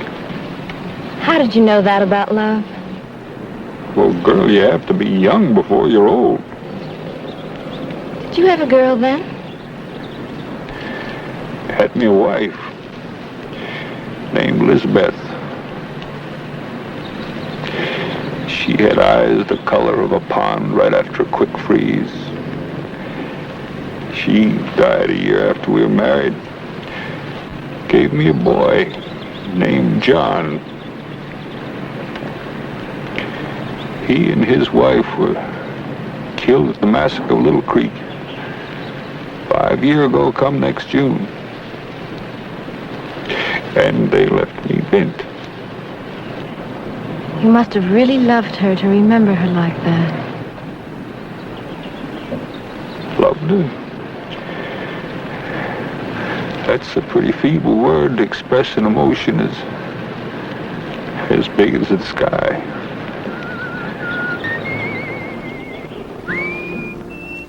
Grandpa said that even good friends sometimes don't agree on things that are important. Doc Ludlow made his feelings pretty clear. If you face Jim Kenyon, you'll be dead. He's fast. I've seen him. I'm sorry, Ken, but it's 25 minutes to 4. I'm sorry, too, Jeb. Sorry you ever came back to Canyon City.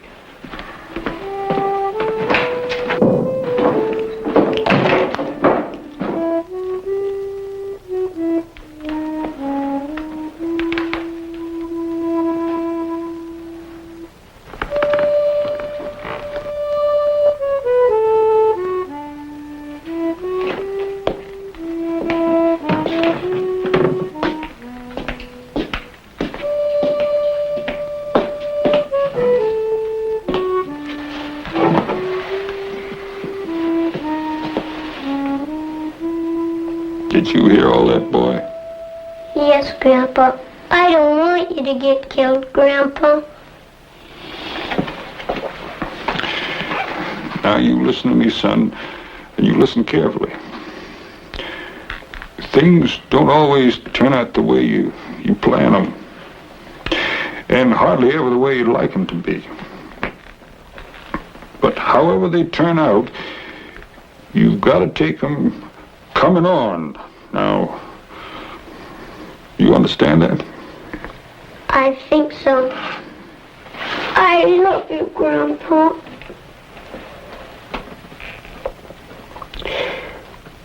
feel the same about you, boy. I surely do. Now, you stay right here. Understand, and I'll be back directly.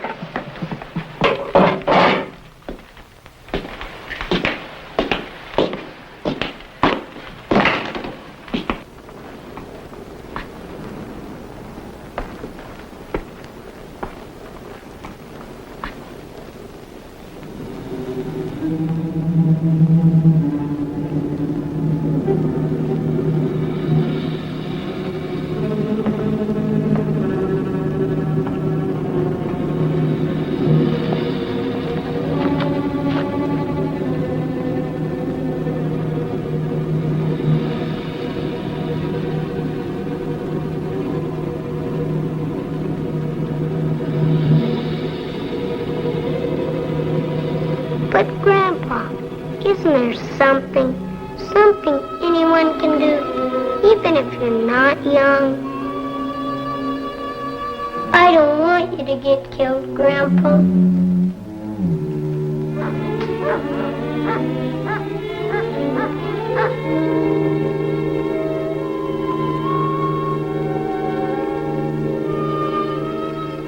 No, sir. I guess you couldn't do anything else but take it. I love you, Grandpa.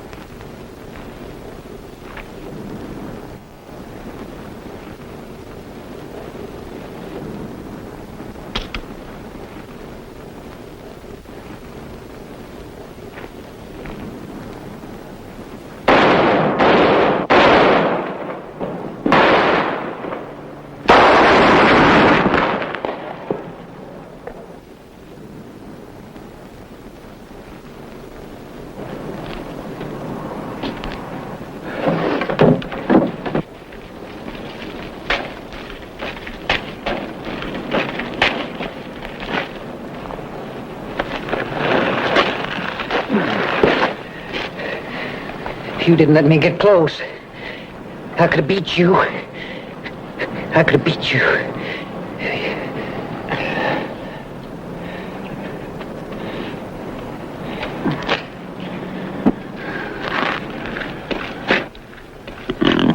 Take care of him, Ken.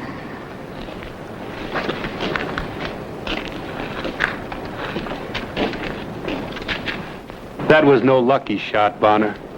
You could have put that bullet right between his eyes and no one would have blamed you. I'd have blamed myself.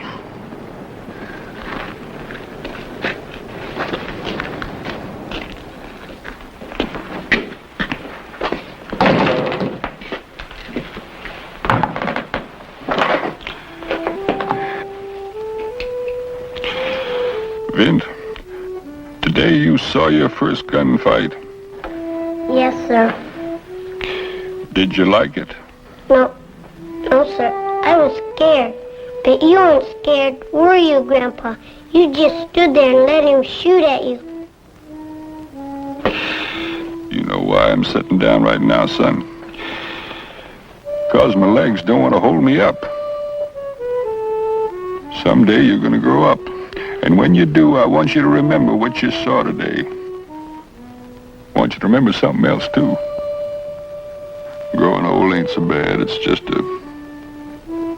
well, it takes a mite of getting used to. That's what it does.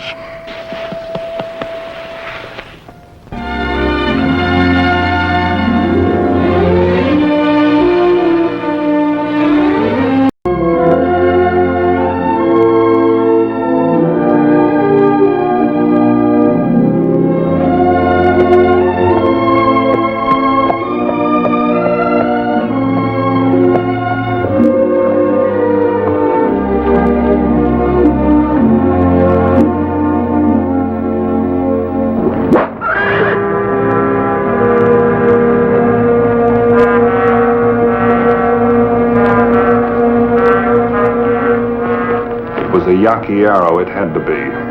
There wasn't another warlike tribe within 200 miles. It was lucky for me it was only my arm. The question now was, where was he? There wasn't a sign of him. I couldn't see a twig or a leaf move.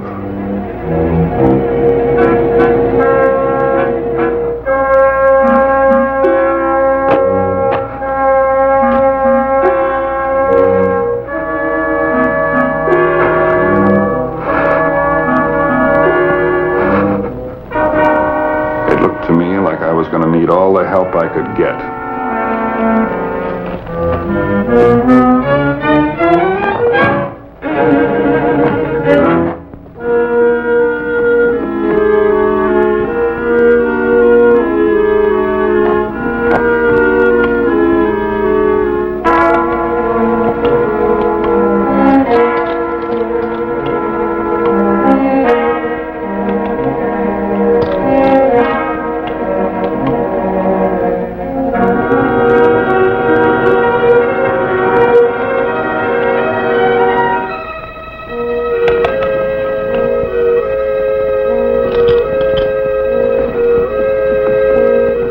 Foolish to expose myself, but it looked as though I was going to have to do just that. I didn't know where he was, but he knew where I was and could afford to wait. I was losing too much blood.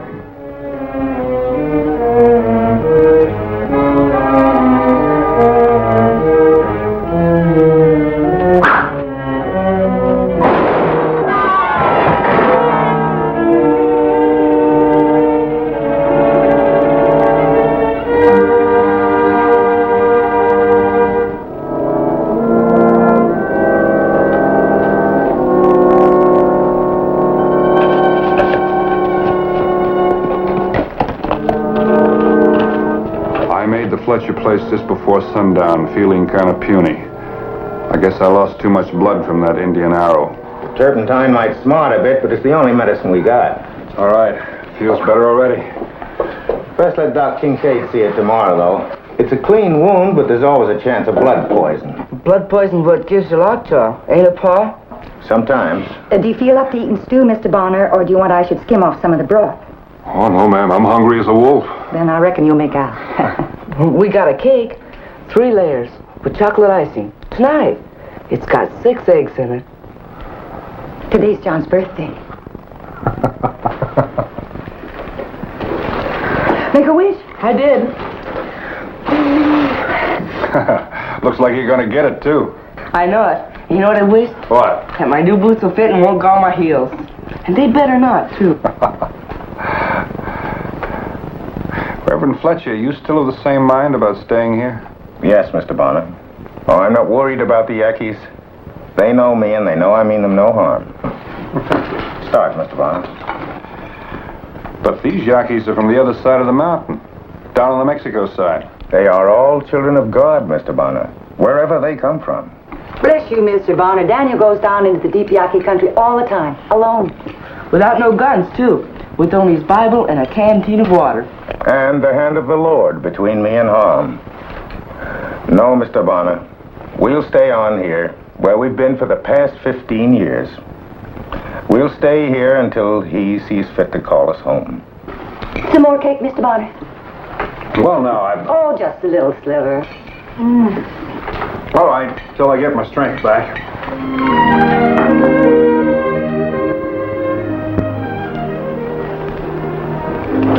Sort of hold us till dinner time. You sure you were going to town? Or do you just come along with me because I'm a little puny? Oh, no, Mr. Bonner. I had to go into town anyhow to get my birthday boots. Got the whole $7 right here. $7? That's a lot of money. Don't I know it? I've been saving up for over 3 years. Cash money's right hard to come by. I know what you mean. See, Pa don't get to spend much time at the ranch and with his car and all. Oh, one thing for sure. You'll have the best pair of boots money can buy. Old Tio Paco's the best bootmaker in Texas.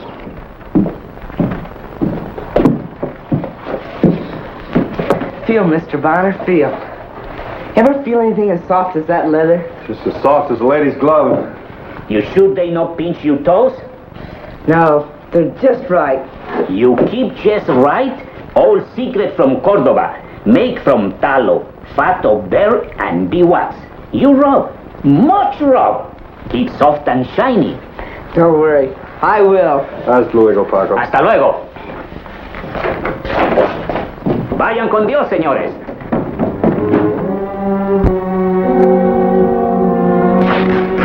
Hey, you got off right easy this time, Vint. Seems a shame to even charge you. Yeah, could have been a lot worse. He won't get blood poison, Dr. Kincaid. Oh, no, it's a clean wound. Starting to scab over already. Then I guess I'll be getting along then. Hey, hold it. Come back here. I was planning on taking you to dinner. Oh, thanks just the same, Mr. Bonner.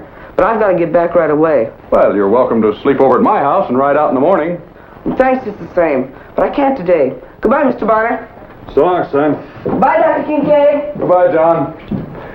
Wonder what he's in such a slivet to get home for. Well, if you'd saved up 3 years to buy yourself a pair of new boots, you'd be anxious to get home and show them off yourself. Yeah, I don't doubt it. Daniel Fletcher's a good preacher. More like a missionary than a regular preacher. But he's not much of a rancher. Hey, Vance. Hi there, Bob. What's the matter? We got some trouble. Like what? Well, I'm trying to make up a posse. I just got word that a bunch of Yankees crossed the river, 35 miles west, killing and burning everything in sight. Headed by a warrior chieftain named El Cran. El Cran, that means scorpion in Spanish, doesn't it? Yeah, name fits him. Just mean poison. Now, I'd be mighty proud to have you and that six-gun along. Now, Vint has a bad arm, Bob. I mean, you can't ride? Oh, I can ride all right, but I think I'll head back to the Fletchers. Yeah, but we gotta go to Sedalia. There are 40 or 50 people there, counting women and children. I'm still going to Fletcher's. But Fletcher's a preacher. They won't bother him. I know he's a preacher, but I killed a Yaqui about 6 miles from there yesterday. I could have brought some trouble on him. Vint, you take care of that arm, you hear me? I'll do that.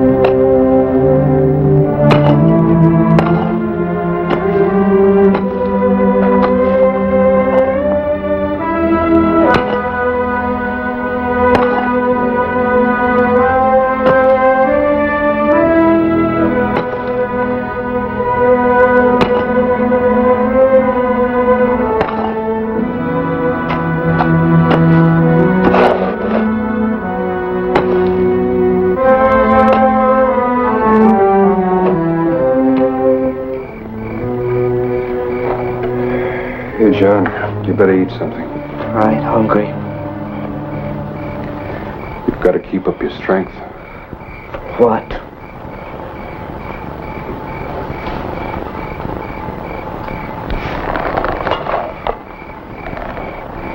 Couldn't you cry? I can't cry. Sometimes it helps. I can't cry.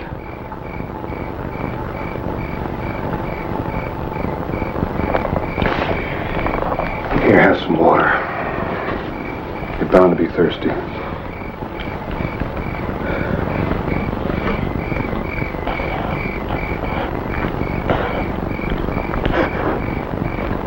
I was thirsty. Thirstier than I knew. Where was God, Mr. Bonner? Where was God? John, I don't rightly know. I know. He wasn't anywhere. He never was anywhere. And he'll never be anywhere. Because there ain't no such thing as God. Now, wait just a minute. If there was, how could he let them die like that? Suffer like that? How could he?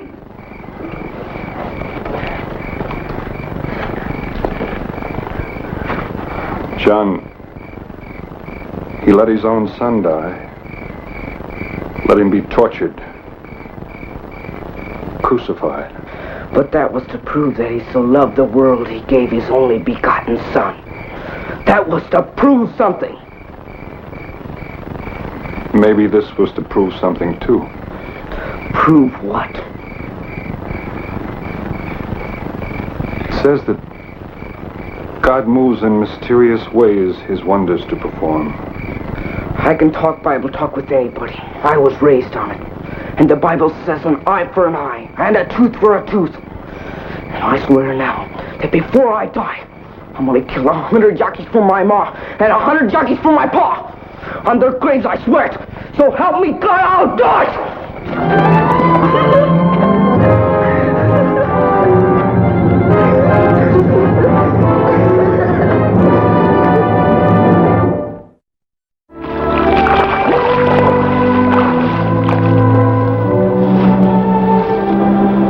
John, it's like I was trying to tell you this morning. We've got some bad people here in Texas. But you can't blame all the people in a country or a territory just because of some of the people. Why don't the Mexicans keep the Yankees down where they belong? The Mexicans have as much trouble with renegades as we do. You can't go around killing Mexicans just because the Yankees live there. Then I'll kill Yankees. 200 of them. And you can't kill Yankees just because they are Yankees. Some of them are nice people. They're not all like this El Alacran. Don't try and change my mind. Listen, John, I know how you feel. And you've got a right. What I want you to do as I asked you to. Stay with Dr. Kincaid for 2 weeks until I get back from Laredo. Then my arm will be healed and we can go on the trail of the Yankees that did this. Those are the ones we want. The guilty ones. Guilty bad dogs. Guilty rattlesnakes. Is that what you mean, Mr. Bonner? They're still people. Not to me. All of them. All of the dirty, crawling, murdered tribe. John, will you do as I ask? 2 weeks. Is it a deal?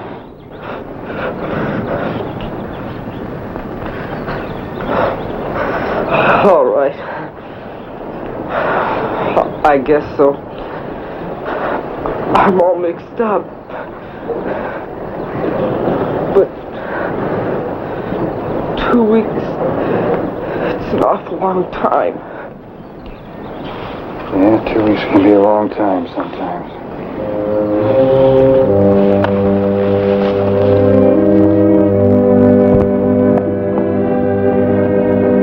I got back from Laredo 2 weeks later, like I said, and I went directly to Dr. Kincaid's office. I was kind of anxious in my mind about young John Fletcher. Hi, Doctor. Having a little siesta? Oh, no. Just resting my eyes, Vince. Just resting my eyes. How's the arm? Oh, just as good as new. Where's young John? How's he been doing? He went away 4 days after you left him here. He what? Took my new magazine rifle and 200 rounds of ammunition. He stole them? Well, no, not exactly.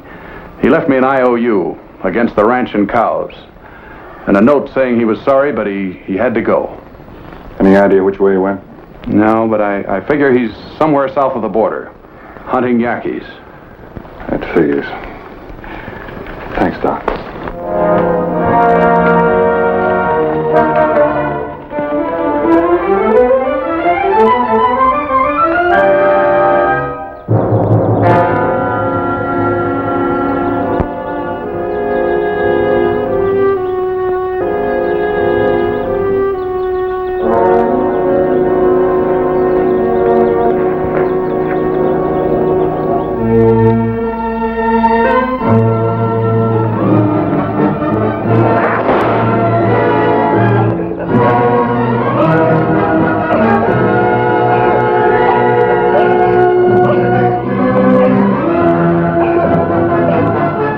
Young Fletcher's trail wasn't too hard to follow. Wherever he passed, he always asked the same question. Where was the Yaqui country? Then he would ride on, not heeding the warnings of the villagers and ranchers that the country was dangerous. After 4 days of hard riding, I talked to a couple of Yaqui squaws. They told me there was a sick white boy in the hogan of old Lupo Lazaro. I found his hogan without much trouble.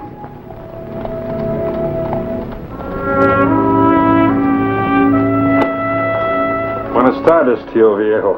Good afternoon, amigo. Oh, you speak English? Not good, but enough. You seek the young white boy. That's right. How did you know? One is informed. He is here.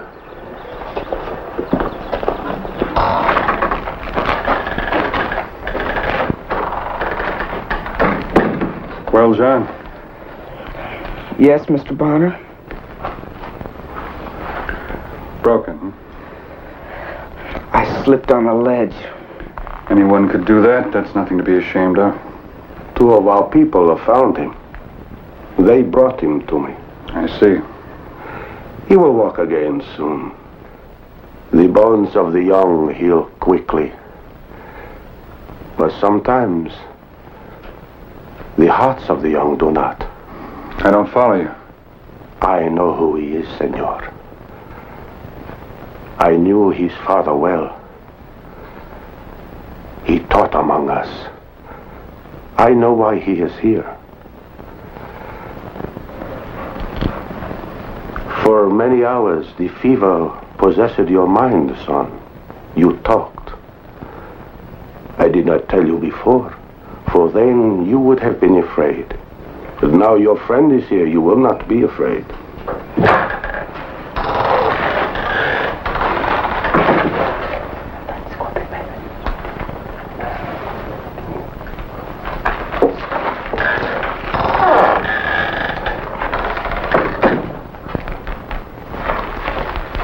It is as I feared.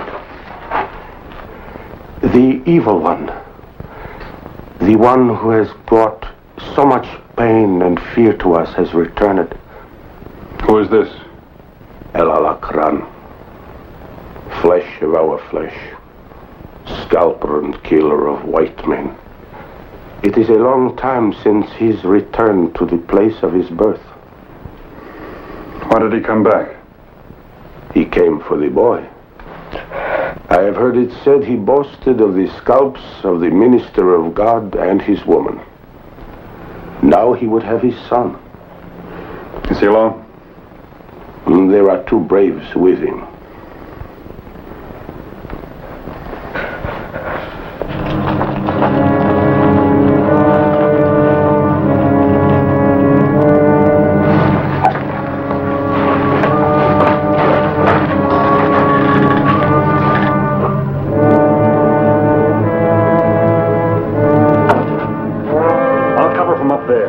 You guard the boy. Bueno. May God have mercy on us all.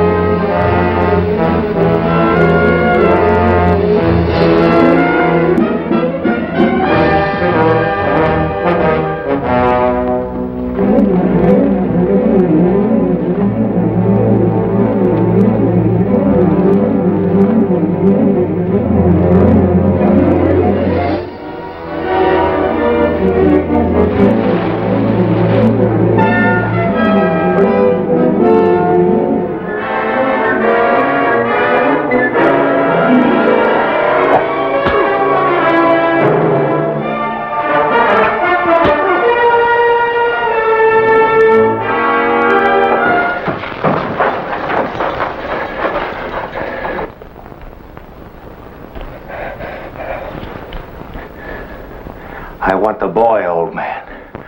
I wouldn't harm one of my own blood. You have done enough.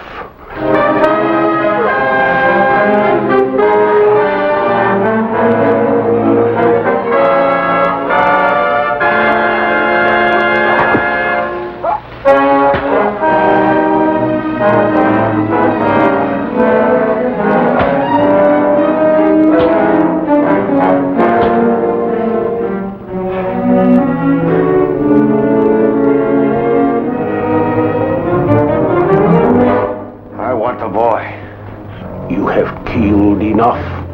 Vengeance is like unto the old dragon's teeth. It is the harvest of death. Don't talk, old man. Give me the boy. You have murdered. You have killed with blind vengeance. The father of this boy was a peaceful man of God. You cannot have him.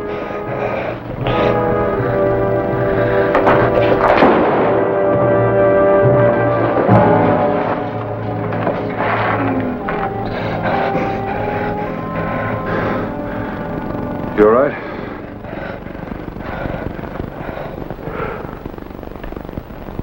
This is El Alacran. When he was a boy, like you, he returned home to the camp of his people and found them all dead. The white man had massacred them. This is the man who killed your mother and father.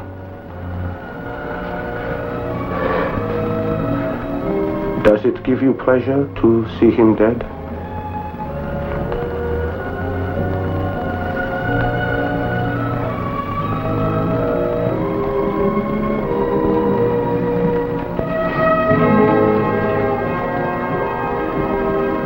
Do you know where God is now, John? I think so.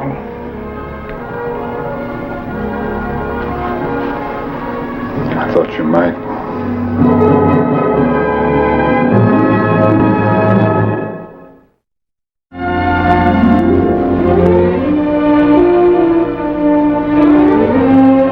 Spring roundup time that I received word that Jeff Giffen, an old buffalo hunter and an old friend, was dying, and he wanted to see me.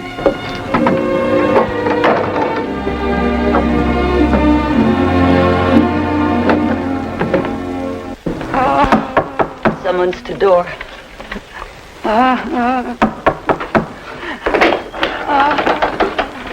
What you come for? Well, I came to see Jess. Is he... Not yet, but he's fixing to.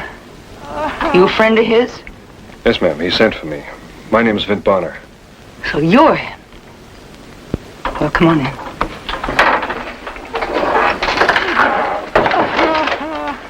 It's the one he was asking about. Sure took you long enough to get here. Get! Sit down. Wailing banshees, a whole lot of them. Jess, you don't look too bad. I'm through. I know it. Now, that's no way to talk, Jess. Well, it's truth. For myself, I don't mind going. I've lived long enough. But having to leave Mercy Day all alone, that's what's troubling me. Then, I gotta be sure that she's taken proper care of. Well, that's only natural. I figure that you're the one to see she gets it. Oh, you mean you want me to take her to one of her relatives? She ain't got no relatives. Not even kissing kin. Well, Jess, you can't mean that you want me to... I already told her. If she don't want to wind up like the rest of the women around here, she's got to get out of the mountains. Yeah, Vint, open that.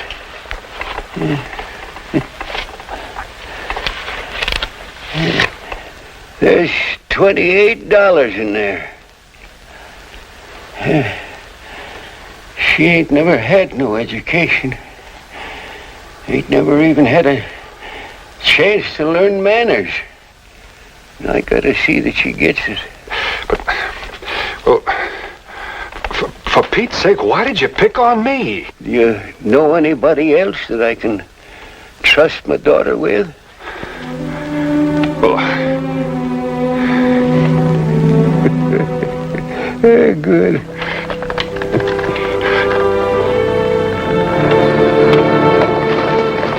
Well, the day after Jess's funeral, I rode out to get Mercy Day and take her on to Clay City. If it wasn't her poor pa's dying wish, we wouldn't allow you to do this. Oh, you poor thing. My heart bleeds for you. No matter what your pa said, remember, he's a man.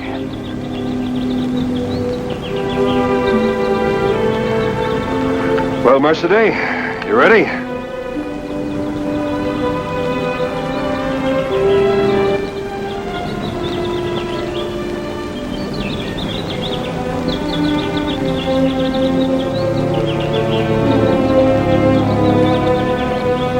Yep.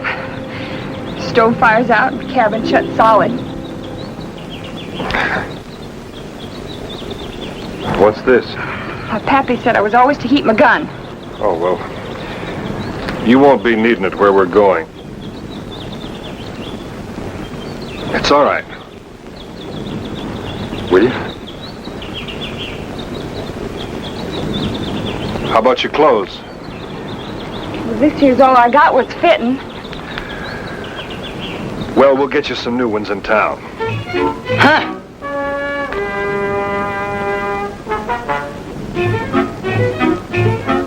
Let's go.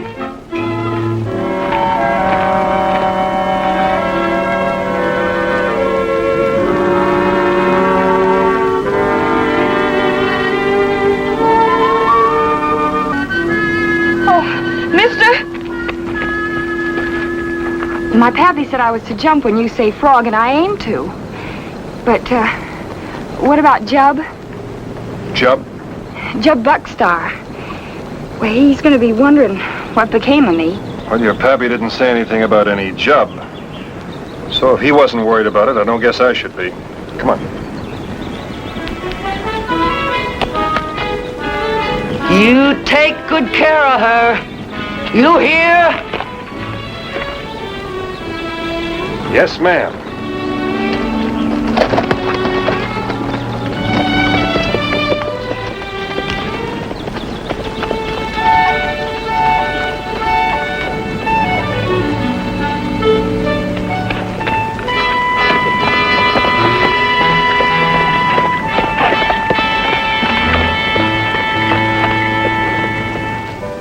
Took 2 days to get to town, and now that we were here, I was wondering what I was going to do with her.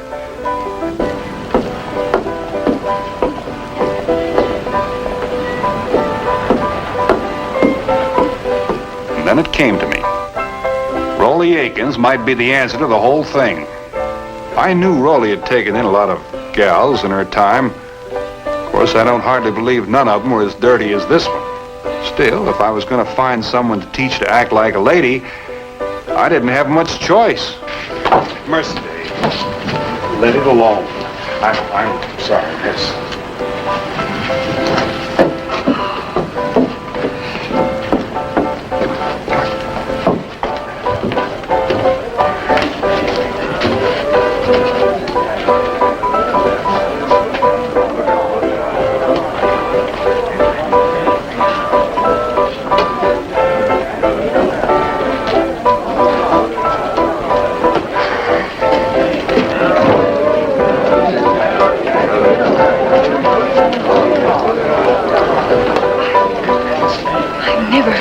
Of a place like this before. Oh, it's not as bad as it looks. It's like a real fairy castle. Yeah. Mercy Day. You stay right here. I'll be back. Pleasure me.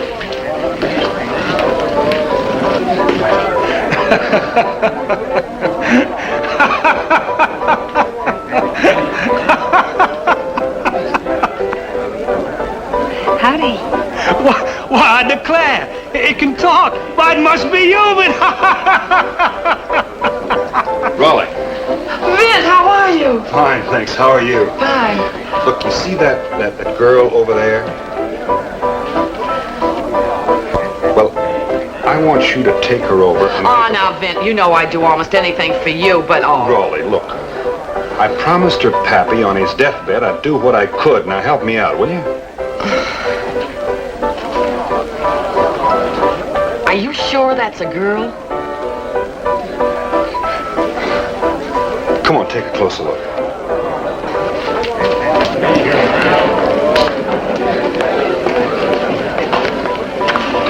Mercy Day, this is Miss Raleigh Akins. Ma'am?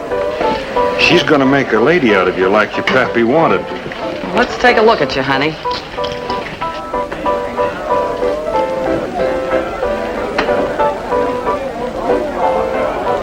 Well, there really is a girl under all that dirt.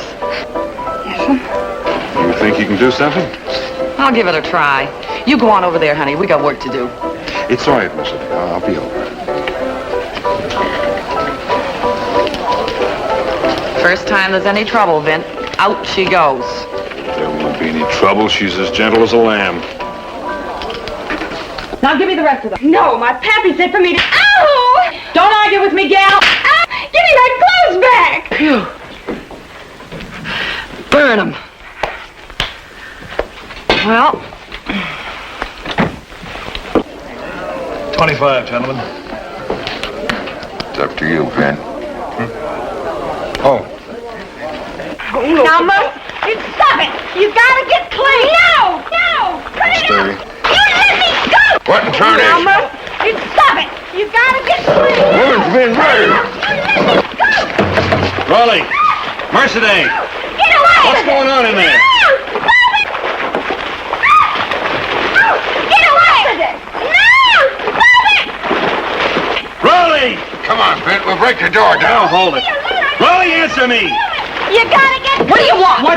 Vint, you can't come in here. You leave me alone! I need to have no feeling! You gotta get clean, Mercedes! You men can't come in here. Come on now. You got no business in here. Get out! Come on, out! You two get out! Oh, Mercedes, stop it! Let me go! All right, gal. Water won't hurt you, but what I'm about to do will.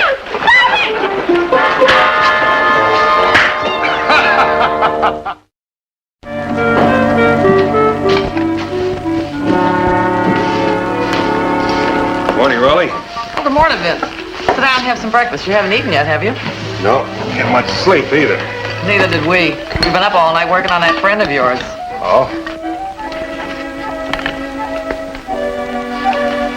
You ready, gal?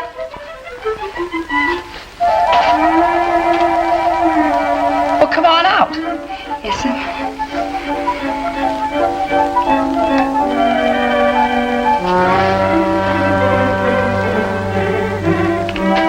Are you going to pose there all day?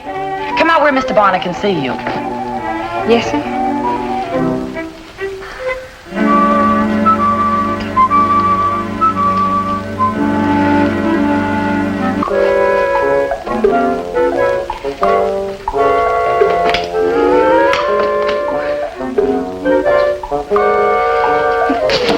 It's the shoes. It's going to take her a little time to get used to them, Vince. All right, honey, you can take them off.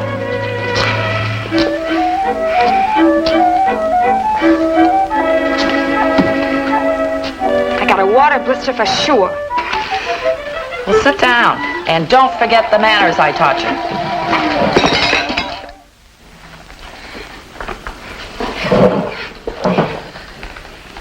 Smell me. Ain't that something? That's something. Ain't never used no stuff like that before, except maybe some crushed mint here and there. Well, how do you like being dressed up in a fine dress like that? Oh, I like it fine. Except maybe Jub would think it was putting on. Jub, who's he? Oh, some mountain pup she left back there. Mercedes! Mercy Day, put it down. But I'm hungry. Well, you don't do it that way. Here, take this and this and hang it. No. That there.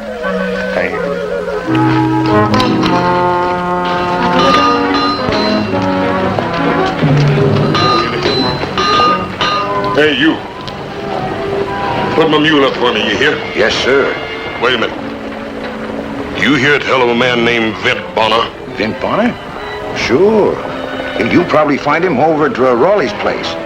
He a friend of yours? Stole my woman. It's the last one he'll ever steal.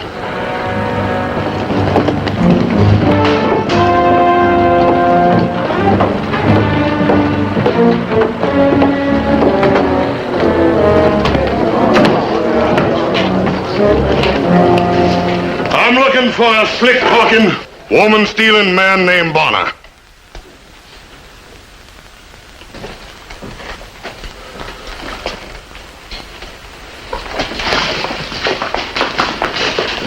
Get Bonner, quick. Dragon whiskey.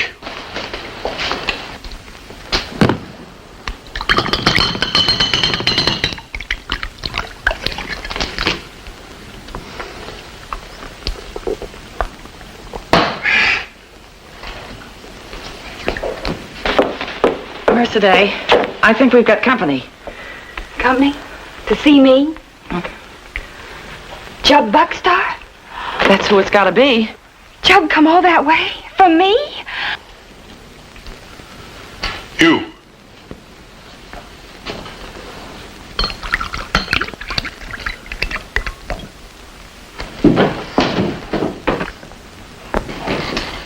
You point this Bonner out to me. You don't. You asking for me? You be Vint Bonner? That's right. You stole my woman. I'm not gonna draw on you, Jub. I didn't steal Mercedes or any other woman. Her paw asked me to look out for her. I don't think now's the time to go out there. But I want to see him. No, please. Go on me!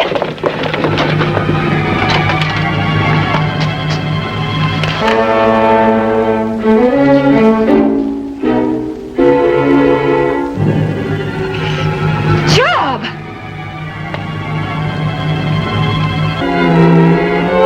Mercedes, what they done to you? Put Mr. Bonner down!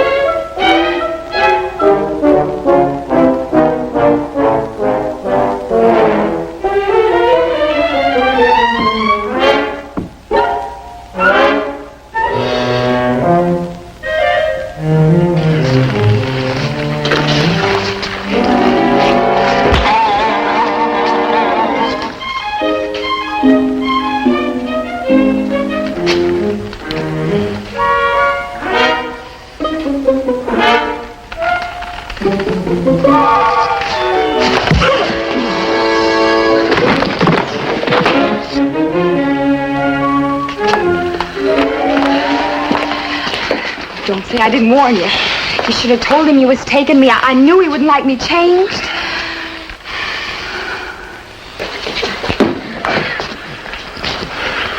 It's all right. He whooped me fair.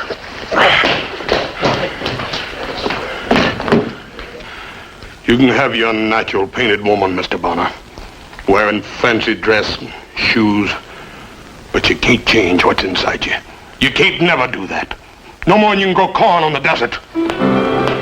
John! John!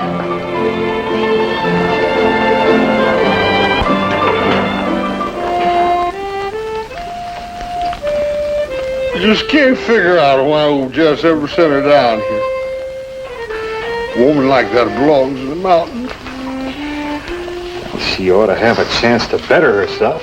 Better herself? Ha! All that paint. She was pretty before. Real pretty. Well, she did say you wouldn't like her changed. She did? She told you about me? More than once. Well, sure wish I'd been there when old Jess took sick. Things have been a lot different. Oh, you've got a nerve. Let her see Buckstar alone indeed. After all the work I did on that girl, why, the man is dangerous. He's a brute. But Raleigh, look. I know she acts like she wants to see him. But that's because he's got her buffaloed. She's scared to death of him. That's right, Vint. Man like Buckstar sure wouldn't want no daughter of mine to have anything to do with a man like that. Now listen to me, both of you. He's not as bad as all that. Oh, no? No, and beside, he talks some sense. Like what? Well, like corn doesn't grow in the desert. Now, you listen to me. Her pappy wanted her out of the mountains, and it's your job to see that she stays out. You made a promise, didn't you? Well, yeah. That settles it, Sheriff. You do your duty. You go tell Buckstar to get out of town and make it quick. Now, Sheriff. You stay here. Banshees. What? The old man was right. So right. Come in. Hello there, Mercedes. I just